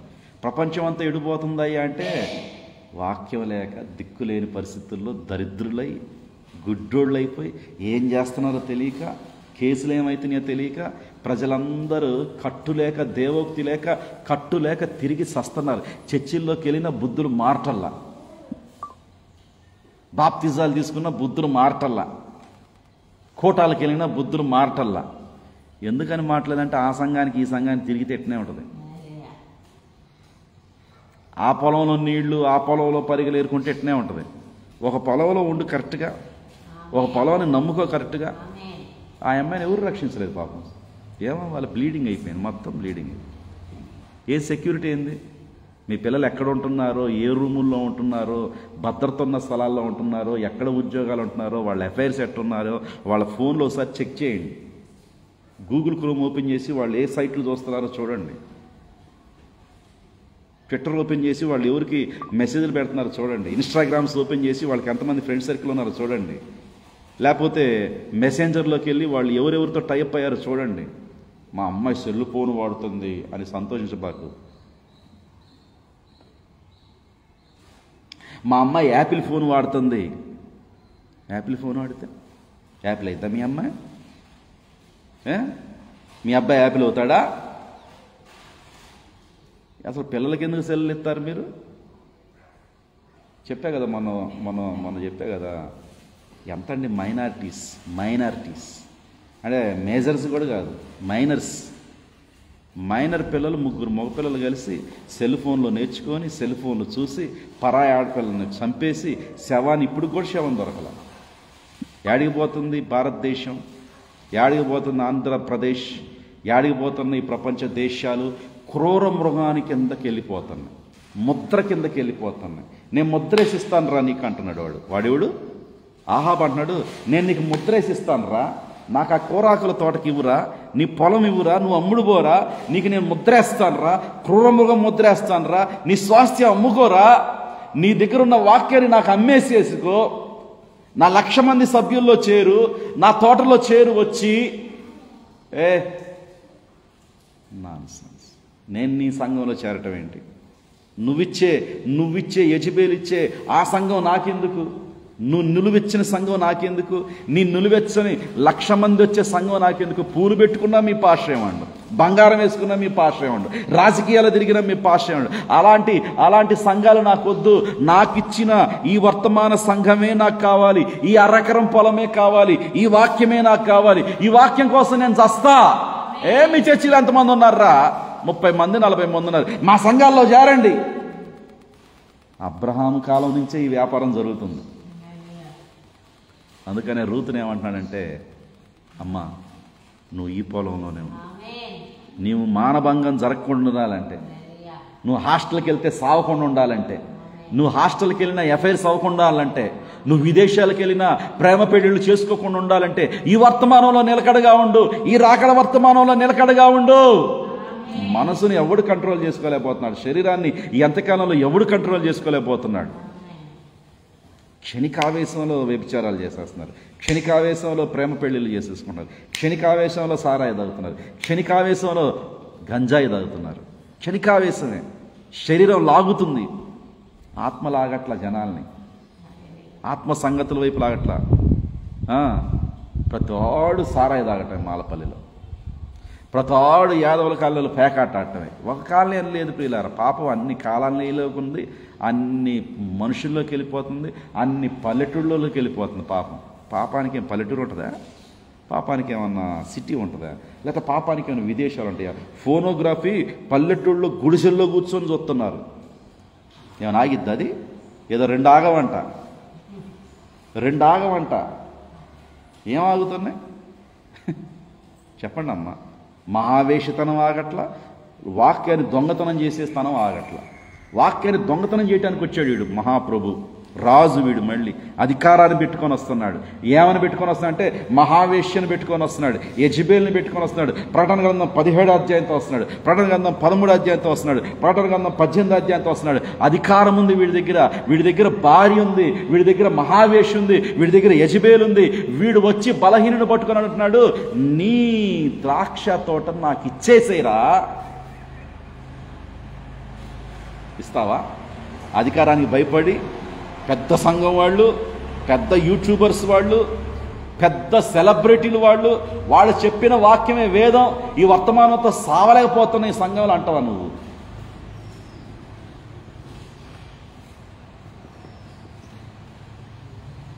రిబ్కాని ఏమడిగాడంటే వాళ్ళ ఇంట్లో వాళ్ళు, ఈ అమ్మ ఈ మనుషులతో పోవటం నీకు ఇష్టమేనా? నాకు అసలు ఈ మనుషులతో పోతేనే వివాహం అయింది నాన్న. నువ్వు హోసన్నా వాడితో పోతే వివాహం అవ్వదు, నువ్వు సిఐసై వాడితో పోతే వివాహం అవ్వదు, నీ పక్కనున్న ఆ సంఘంతో వెళ్తే నీకు వివాహం అవ్వదు, నీ పక్కన ఆ గొంతులో సంఘం పెట్టి తీసేసిన దాని దగ్గరికి వెళ్తే నీకు వివాహం అవ్వదు. మరి ఎవరితో వివాహం అయితే? ఈ మనుష్యునితో వెళ్ళదామంటే నేను మనస్ఫూర్తిగా ఈ మనుషులతో వెళ్తున్నాను. 10 రోజులైనా ఉంటావా?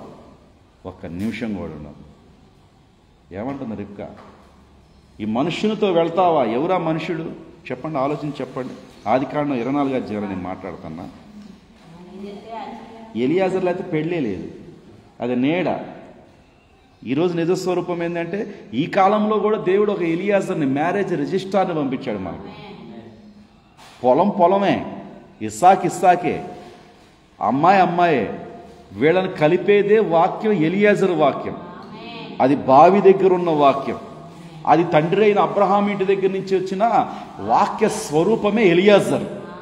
అబ్రహాం వెళ్ళలా అమ్మాయిని తేటానికి, ఇస్సాకు వెళ్ళలా అమ్మాయిని తెచ్చుకోవడానికి. ఆయన ఏడో పైన ఉంటాడు, మనం ఏడో భూలోకంలో ఉంటాం, మనల్ని కలిపేది ఆ 7వ దూత. ఇప్పుడు 7వ దూత గురించి తెలిసిందా? నీకు కృప ఉంటేనేమో 7వ దూతను నమ్ముకో. నీ కృప లేకపోతే డబ్బే కావాలనుకుంటే నువ్వు నమ్మపోయినా పర్వాలేదు, నువ్వు ఇటు కూడా సచ్చేది పాతాళలోనే. నీకు నేనే శుభాకాంక్షలు చెప్తున్నా. హ్యాపీ పాతాళలోకం. హ్యాపీ పరలోకం అయితే ప్రవక్తను నమ్ముకో. ఈ సంఘంలో పుట్టిన నువ్వు ప్రవక్తని చేర్చుకో. నేను బ్లాక్మెయిల్ చేయట్లేదు సుమా, నిన్ను ఆఫర్ ఇస్తున్నా, ఇన్విటేషన్ ఇస్తున్నా. ఈ మనుషులతో వెళ్తావా? ఒకసారి ఓపెన్ చేయండి ఆదికాండం 24. నేను వస్తున్నాను ప్రియులారా. ఈరోజు మన అంశం ఏంటంటే దేవుని యొక్క ద్రాక్ష తోట. ఏంటిదమ్మా అది? చెప్పండి. నాబోతు యొక్క ద్రాక్ష తోట. ద్రాక్ష అనగా యేసుక్రీస్తు, నాబోతు అనగా వాక్యం. వాక్యము కలిగిన సంఘాన్ని అమ్మమని అంటున్నాడు వాడు. యెజబేలును తీసుకొని వచ్చి అబద్ధ సాక్షులను తెచ్చి అమ్మమని బెదిరిస్తున్నాడు, రాళ్ళేపిచ్చి బెదిరిస్తున్నాడు, చంపి తీసుకోవాలనుకుంటున్నాడు. చంపినా నేను ఇవ్వను. చంపాడు కానీ నాబోతుని ద్రాక్ష తోట తీసుకోగలిగాడా? దానికోసం ఎన్ని మరణాలు జరిగినాయి తెలుసా? తోట మాత్రం సేఫ్, వాక్యం మాత్రం ఎప్పుడు కూడా చెదరదు. మనం చచ్చిపోతాం ప్రియులారా, మన తరాలు చచ్చిపోతాయి, కానీ వాక్యం చచ్చిపోదు. దానికి కూడా చప్పట్లు లేవు, దానికి కూడా ఆమెను లేవు. ఉండండి, మంగళగిరి నుంచి లొకేషన్ పంపిస్తా చెన్నై పాలనికి. ఆదికాండం 24 అధ్యాయం. అదేనమ్మా 50వ వచనం. ఆ రాత్రి అంతా వాళ్ళు చక్కగా అన్నపానాలు పుచ్చుకున్నారు. యజమాని యొద్దకు నన్ను పంపండి అయ్యా అని చెప్తున్నాడు. ఎవరమ్మా? ఎలియాజరు. ఒక యజమానుడి దగ్గర మేనేజర్ అయినా. అర్థమైందా? యజమానుడు ఎవరు ఇంతకి? అబ్రహాం. అన్ని నీడలే. ఎలియాజరు వచ్చేసి యజమానుడు కాదు ప్రియులారా. ఎలియాజరు ఒక మేనేజర్ లాంటివాడు. ఒక పెద్ద గుమ్మస్తా, దమస్కులో ఉన్న పెద్ద పనివాళ్ళందరిలో కూడా చీప్ రీపర్. చీప్ రీపర్ అంటే కోత కోయువాళ్ళలో ప్రాముఖ్యుడు, 7వ వాడు. ఎవరైనా మెముకాన్. నేను చెప్పాను మీకు గుర్తు వస్తున్నాయి. మెముకాన్ ఎక్కడున్నాడు బైబిల్లో?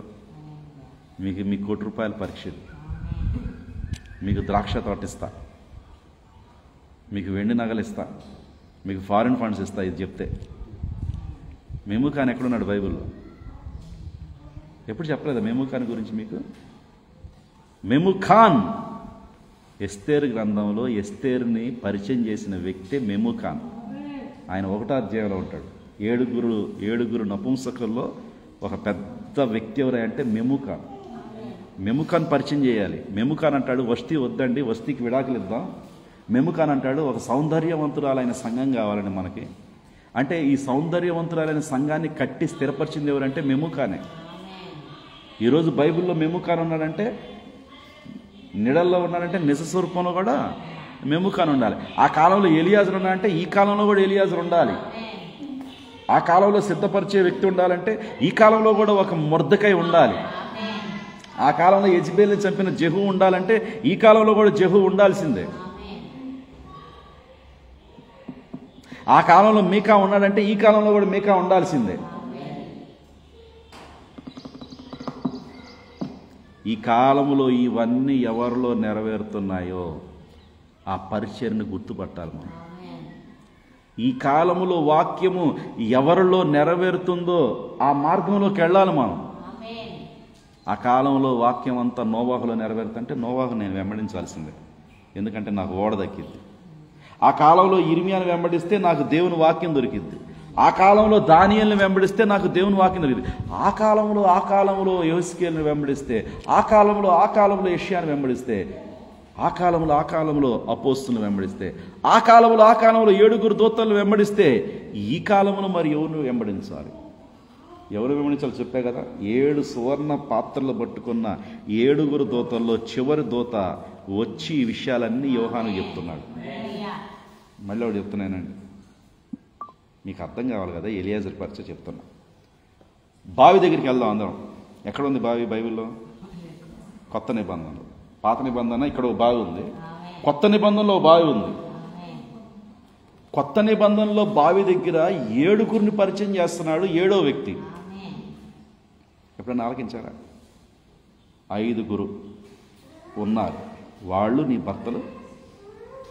6వ వ్యక్తిని ఇంట్లో పెట్టొచ్చాడు, అతను కూడా నీ భర్త. నేనే నిజమైన ద్రాక్షావళిని, నేనే జీవజల నదులు ప్రవహింపజేసేవాడిని. I am the living water.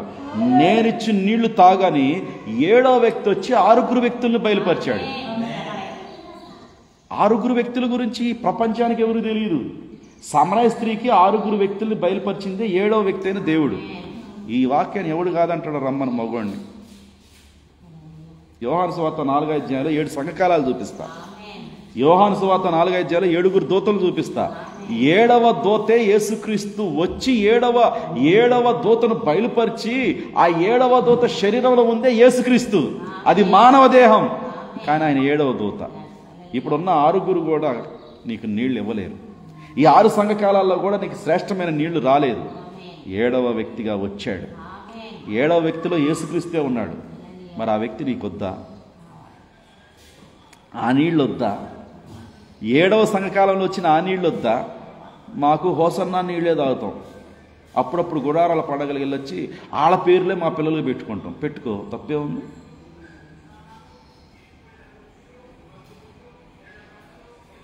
నిన్న ఒకటి ఏం జరిగిందంటే, మా ఇంటి దగ్గర ఆమె పేరు మేరమ్మ. ఏం పేరమ్మా? ఆమె ఈ మధ్య ఒక పెళ్లి చేసింది. పెళ్లి చేసి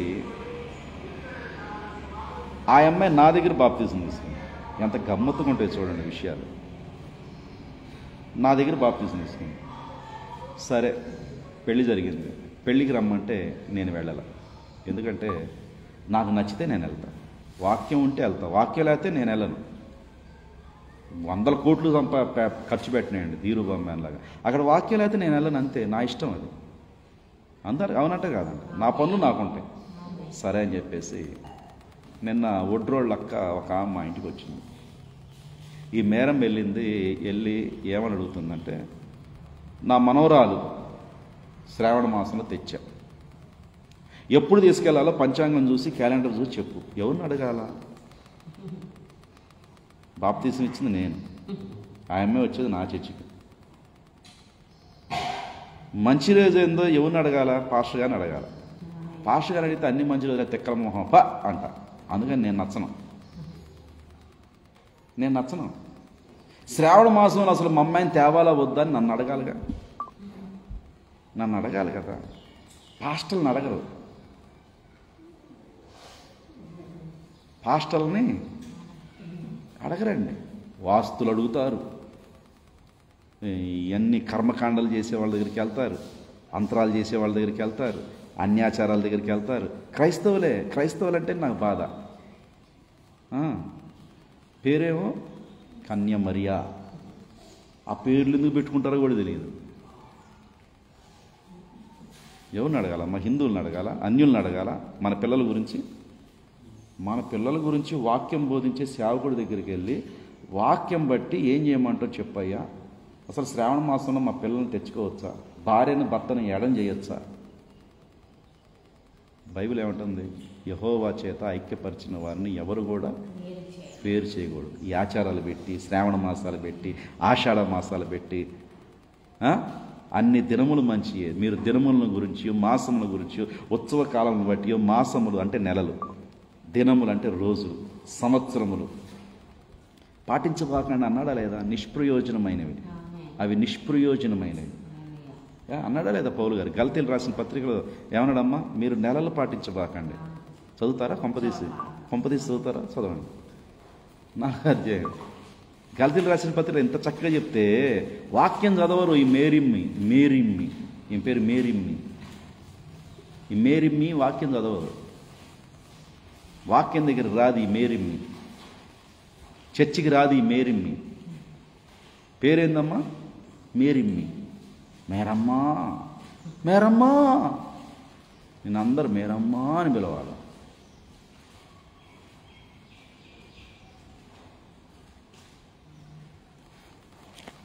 చదవండి అమ్మా. Very good. జాయ్ అంటున్నా. Vijay, God bless you. Very good. ఎంత బ్రదర్? పేజ్ నెంబర్ చెప్పరా? Very good brother, God bless you. మీరు దినములను పాటించబాకండి, నెలలను. అమ్మ, ఆషాఢ మాసం ఏంటి క్రైస్తవులకి? విగ్రహారాధన చేస్తే పూజారి పెట్టే పెళ్లిళ్ళు చేసుకునే వాడికి ఆషాఢ మాసాలు.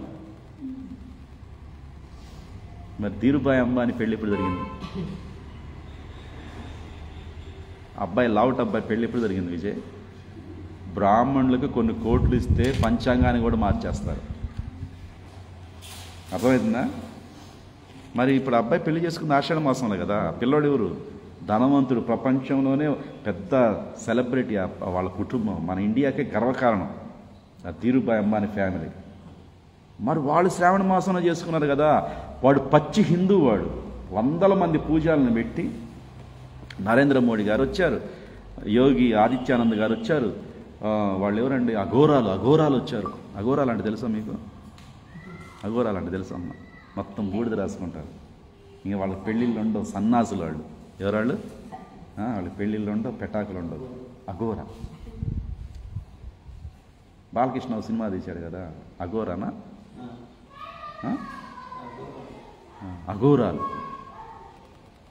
అఘోరాలు వచ్చారు. అఘోరాలు చెప్పినవి వింటారు హిందువులు, బ్రాహ్మణులు చెప్పినవి వినేవాళ్ళు హిందువులు, ముహూర్తాలను పాటించేవాళ్ళు హిందువులు. ముహూర్తాలు లేవు మనకి. నిన్న మా బాబాయ్ వాళ్ళ కుటుంబంలో కూర్చున్నాం. మొన్న ఆదివారం భోజనానికి వెళ్తున్నాను చెప్పాక వెళ్ళే మొత్తానికి. వెళ్ళకపోతే తేడాలు వస్తాయి, రక్త సంబంధం పగిలిపోద్ది, చినిగిపోద్ది, ఊడిపోద్ది అవసరం అయితే. సరే అని చెప్పేసి మనసు చంపుకొని వెళ్ళా. వాళ్ళందరూ వచ్చారు. చర్చ అయిపోయింది దేవుని దయ వల్ల. ఎక్కడైపోయింది అక్కడైపోయింది. రిలాక్స్గా వెళ్ళా. మా వాడు ఫోన్ కొట్టాడు, అన్న వచ్చి ఒక 10 నిమిషాలు ప్రార్థన పెట్టాలి. అబ్బా, నా బంధువులంటే వీళ్ళు అబ్బా ప్రార్థన పెడుతున్నారు, బైబిల్ తీసుకొని పోవాలి రమ్మ అంటాను. మా భార్య ఫోన్ చెప్పి ప్రార్థన అంటున్నారు, అమ్మాయి బైబిల్ తీసుకొని రా అంటున్నా. అన్న నిలబడి చేయలేవు, అదే 10 నిమిషాలు ప్రార్థన అన్నాడు. తుస్ మా బైబిల్ వద్దు, క్యాన్సిల్, బైబిల్ క్యాన్సిల్, నువ్వు ఒకదాని వేరా, అదేదో నువ్వే ఏడ్చుకో అంది, నీ బంధువులుగా నువ్వే ఏడ్చుకో అంది. రాలా, ఇది భలే ఉంది, నేను ప్రార్థన అనుకుని ఆశపడి వచ్చానన్న. సరే అని నిలబడే ప్రార్థన చేశా. అమ్మాయికి వెళ్ళి చూడంగానే మా అమ్మాయి అయినా అనిపించింది.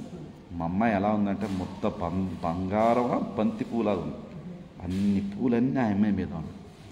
ఊళ్ళో ఉన్న ఆ ఫేర్ అండ్ లవ్లీ మొత్తం ఆ అమ్మాయి మీదే ఉంది. ఇంకా ఆ అమ్మాయి ఎట్టుందంటే ఒక బ్యూటీ పార్లర్ లాగా ఉంది. మొత్తం ఇవన్నీ కొంకెలు చెంకీలు, ఇంకా మాయబజార్లో బంగారం అంతా మా అమ్మాయి మీదే ఉంది. వధువు వాళ్ళు, సువర్ణరాజు పాస్టర్ దగ్గరికి వెళ్ళే వధువు వాళ్ళు. ఆనంద్ పాస్టర్ పనికిరాల చించాల డొంకలో సువర్ణరాజు పనికి వచ్చాడు వాళ్ళకి. ఎందుకంటే ఆనంద్ పాస్టర్ ఉన్నట్టుగా వాక్యం రుబ్బుతా ఉన్నాడు, ఒకటే రుబ్బటం. ఈ రుబ్బుడు మీద తట్టుకోలేం బాబు అని పక్కకి వెళ్ళారు. ఆడికెళ్ళి ఏమి నేర్చుకున్నారు?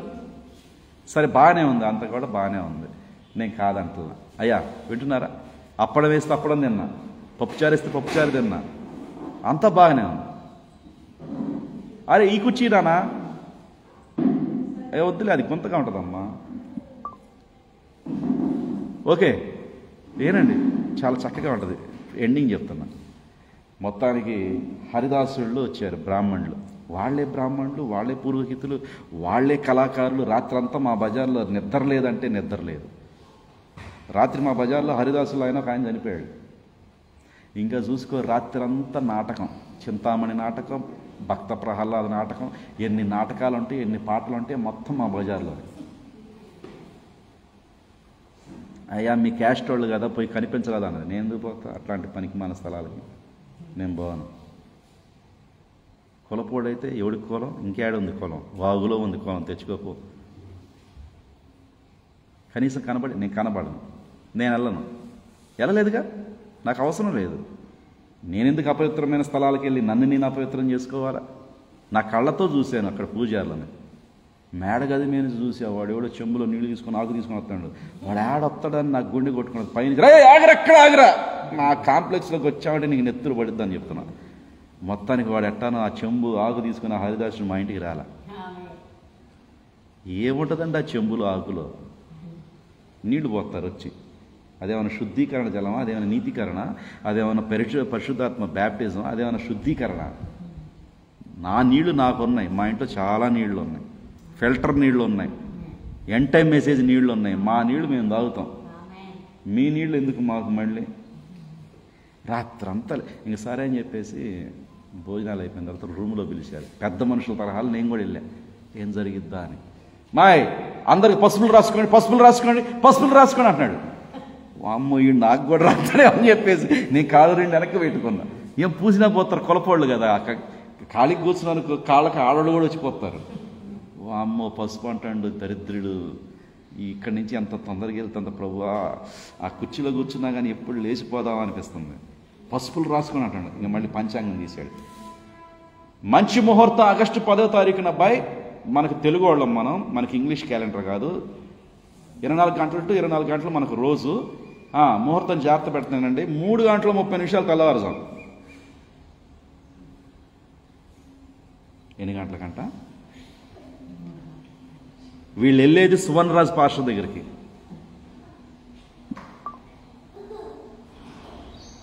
ఆనంద్ పాస్టర్ పనికి రాలా.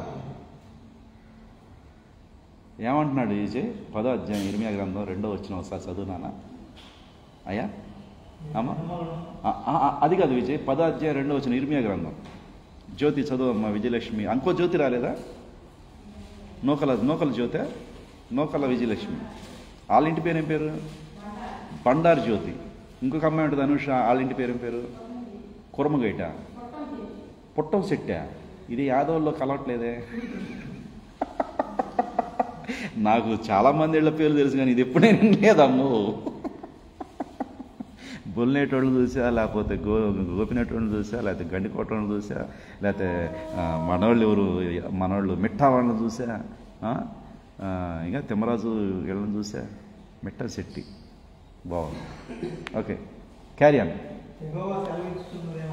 ఏమనగా మా అన్యజనుల ఆచారములు చెయ్యొద్దు. విజయ్ నా తెలియక అడుగుతా, చిన్నప్పటి నుంచి చర్చిలకు వెళ్ళింది ఎందుకు మీరు? బ్రాహ్మణులు పెళ్లి చేసుకోవడానికా? బ్రాహ్మణుల ముహూర్తాలు పెట్టుకోవడానికా? బ్రాహ్మణులు చెప్పే పంచాంగాలు చదవటానికా? ఎంటైమెస్ఏ చర్చికి ఎందుకు వెళ్ళటం? అసలు ఎంటైమెస్ఏ చర్చ్ అంటే అర్థమైందా? వచ్చారు, 3:30కి ముహూర్తం అంట, 2:30కి కదలాలంట, శనివారం వెళ్ళాలంట, ఆదివారం పెళ్ళంట. ఊడికేం పని? ఎవరికేం పని? Vijayamma, Grace Mary. ప్రజలకు అనుకూలమైంది పట్టించుకోరు, బ్రాహ్మణులు టార్చర్ చేస్తారు. మనం అట్లాంటి ఇప్పుడు అందుకని అపహాసకులు కూర్చునే దగ్గర అసలు కూర్చోబాకండి అన్నాడు దేవుడు. వింటున్నారా వింటలేదా? మీరు విలువ పెట్టి కొనుక్కున్నారు మీరు. ఇప్పుడు ఏమంటున్నాడంటే వీడు ఒకసారి రండి, అర్థమవుతుందమ్మా? ఎలియాజరు వెంబట ఎందుకు వెళ్ళాలి? ఎలియాజరు వెంబట వెళ్తేనే కదా ఆయన మధ్యాకాశంలో ఉన్న ఇస్సాకు బయలుపడేది. ఈ మనుషులతో వెళ్తావా? నిశ్చయిత వచ్చిందా? ఆ బావి దగ్గర నీళ్లు పోసావా? ఆయనకి వాక్య పరీక్షలో నువ్వు నెగ్గావు, మీ ఇంటికి తీసుకొచ్చి ఆతిథ్యం ఇచ్చావు. మరి ఈ మనుషులతో ఆ పెళ్లి సంబంధానికి నువ్వు వెళ్తావా? ఆ పెళ్లి చేసుకుంటావా? ఆ వరుడు దగ్గరికి వెళ్తావా? ఎవరిని అడుగుతున్నారు? అన్నదమ్ములు, అక్క చెల్లెళ్ళు అందరూ కలిసి, ఎక్కడుందా అమ్మాయి? కనానీయులలో దేన్ని కూడా నా కొడుకిచ్చి చెయ్యొద్దు, కనానీయులు పచ్చే విగ్రహారాధికులు, వాళ్ళకిచ్చి నా పిల్లాడికి పిల్లని చెయ్యొద్దు, కనానీయులు వద్దు, నా బిడ్డలే కావాలి, మా స్వాస్థ్యమే కావాలి, మా రక్త సంబంధమే కావాలి, మా బంధువులే కావాలి, మా బంధువుల పిల్ల కావాలి, నా బామ్మర్ది కూతురుంది అక్కడ. ఎవరమ్మా?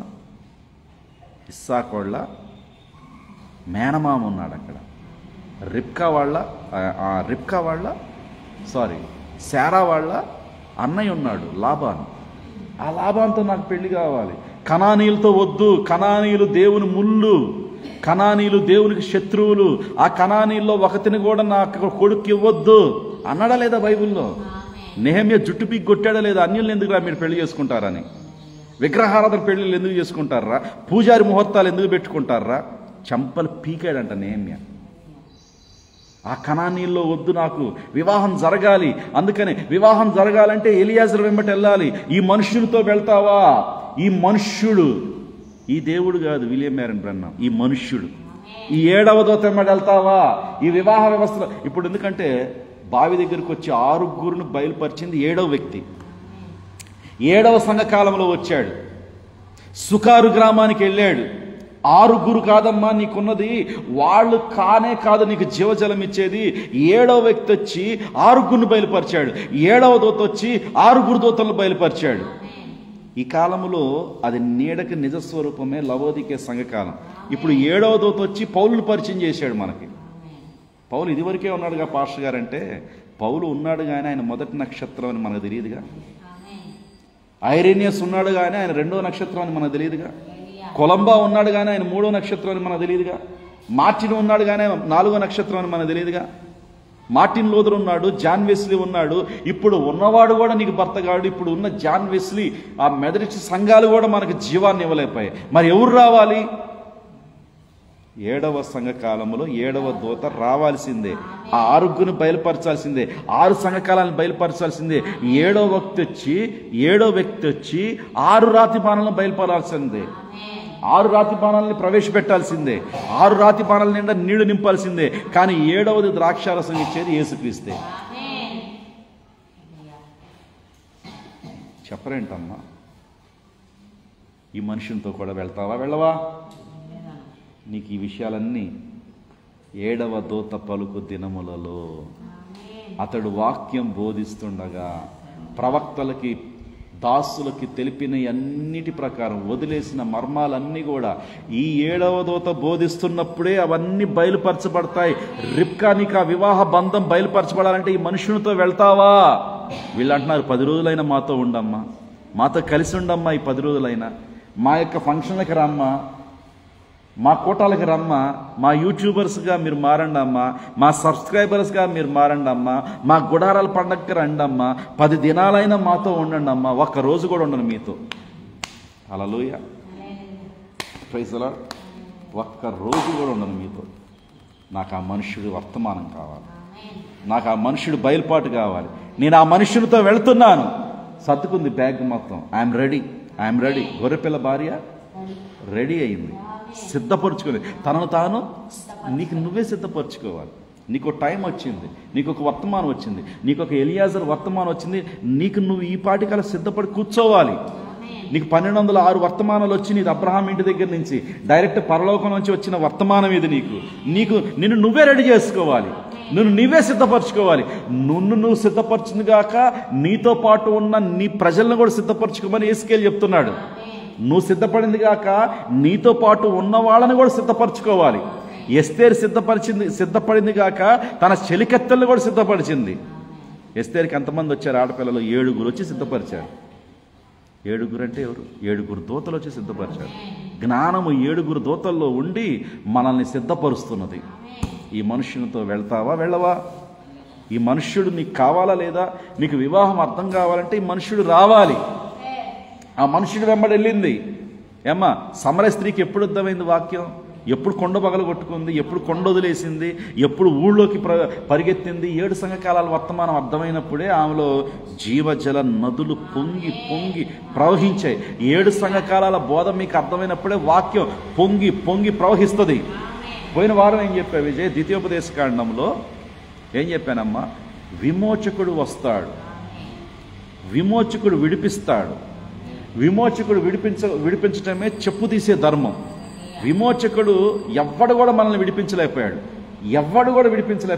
రూతుని ఎవ్వడు విడిపించలేకపోయాడు. అయ్యా, 7 ముద్దల గ్రంథం ఎవ్వడు కూడా విప్పలేకపోయాడు. మరి ఎవరు రావాలి? ఇవన్నీ నీడలు కాదా?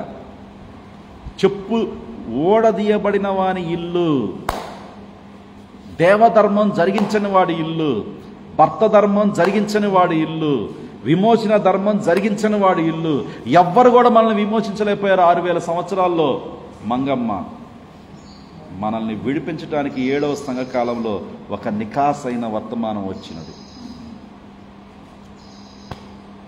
హల్లెలూయా!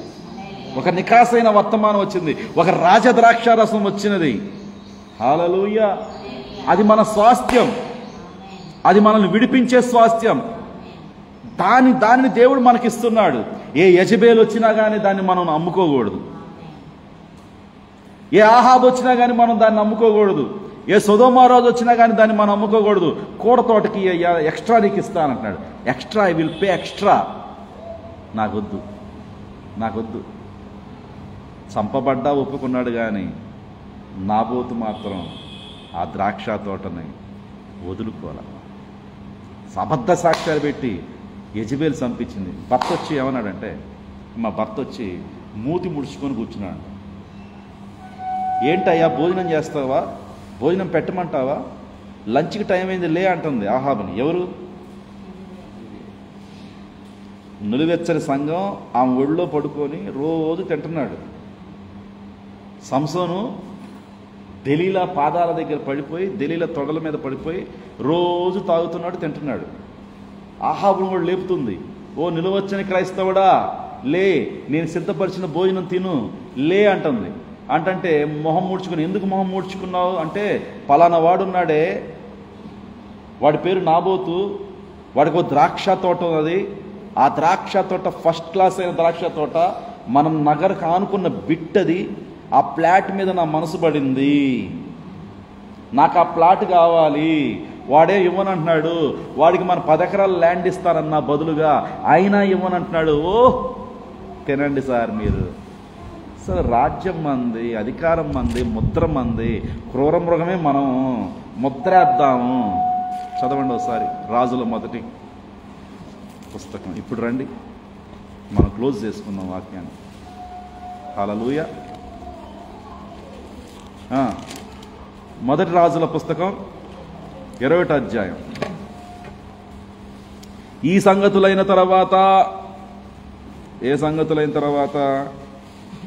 అగ్నిస్తంభం దిగొచ్చింది, మేఘస్తంభం దిగొచ్చింది, కర్మేల మీద ఒక యుద్ధం జరిగింది. అమ్మ, ఇవన్నీ సంగతులే. ఏ సంగతులు? 12 మంది అపోస్తుల బోధ ప్రకారం 12 రాతి, వాటిని ఏమంటారమ్మా? రాళ్ళు. 12 రాళ్లను పెట్టి ఏలియా బలిపీఠం కడితే ఆ 12 మంది అపోస్తుల బోధన స్థిరపరిచాడు. ఓకేనా? ఈ సంగతులన్నీ జరిగిన తర్వాత వర్షం వచ్చింది, మేఘస్తంభం వచ్చింది, అగ్నిస్తంభం. ఈ సంగతులన్నీ అయిపోయిన తర్వాత, ఏ సంగతులన్నీ అయిపోయిన తర్వాత, నీకు 12 మంది అపోస్తుల బోధ ఇవ్వబడిన తర్వాత, 7 దూతల బోధ ఇవ్వబడిన తర్వాత, ఈ వర్తమానం పుత్ర స్వీకారంగా నీకు మారింది, నీకు స్వాస్థ్యంగా ఈ వర్తమానం వచ్చింది. దీన్ని అమ్మమని ఎవడో ఒకడు వస్తాడు, మీ గన్నయ్య గాడు ఎవడో ఒకడు వస్తాడు. రాకుండా ఉంటారా అయింది? ఈ 2024 రాలేదా అయింది?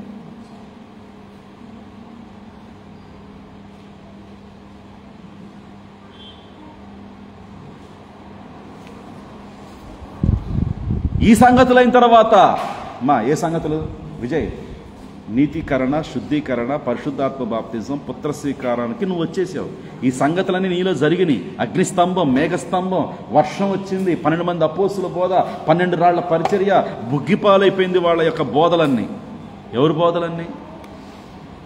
850 మంది ప్రవక్తల బోధలన్నీ బుగ్గిపాలైపోయింది.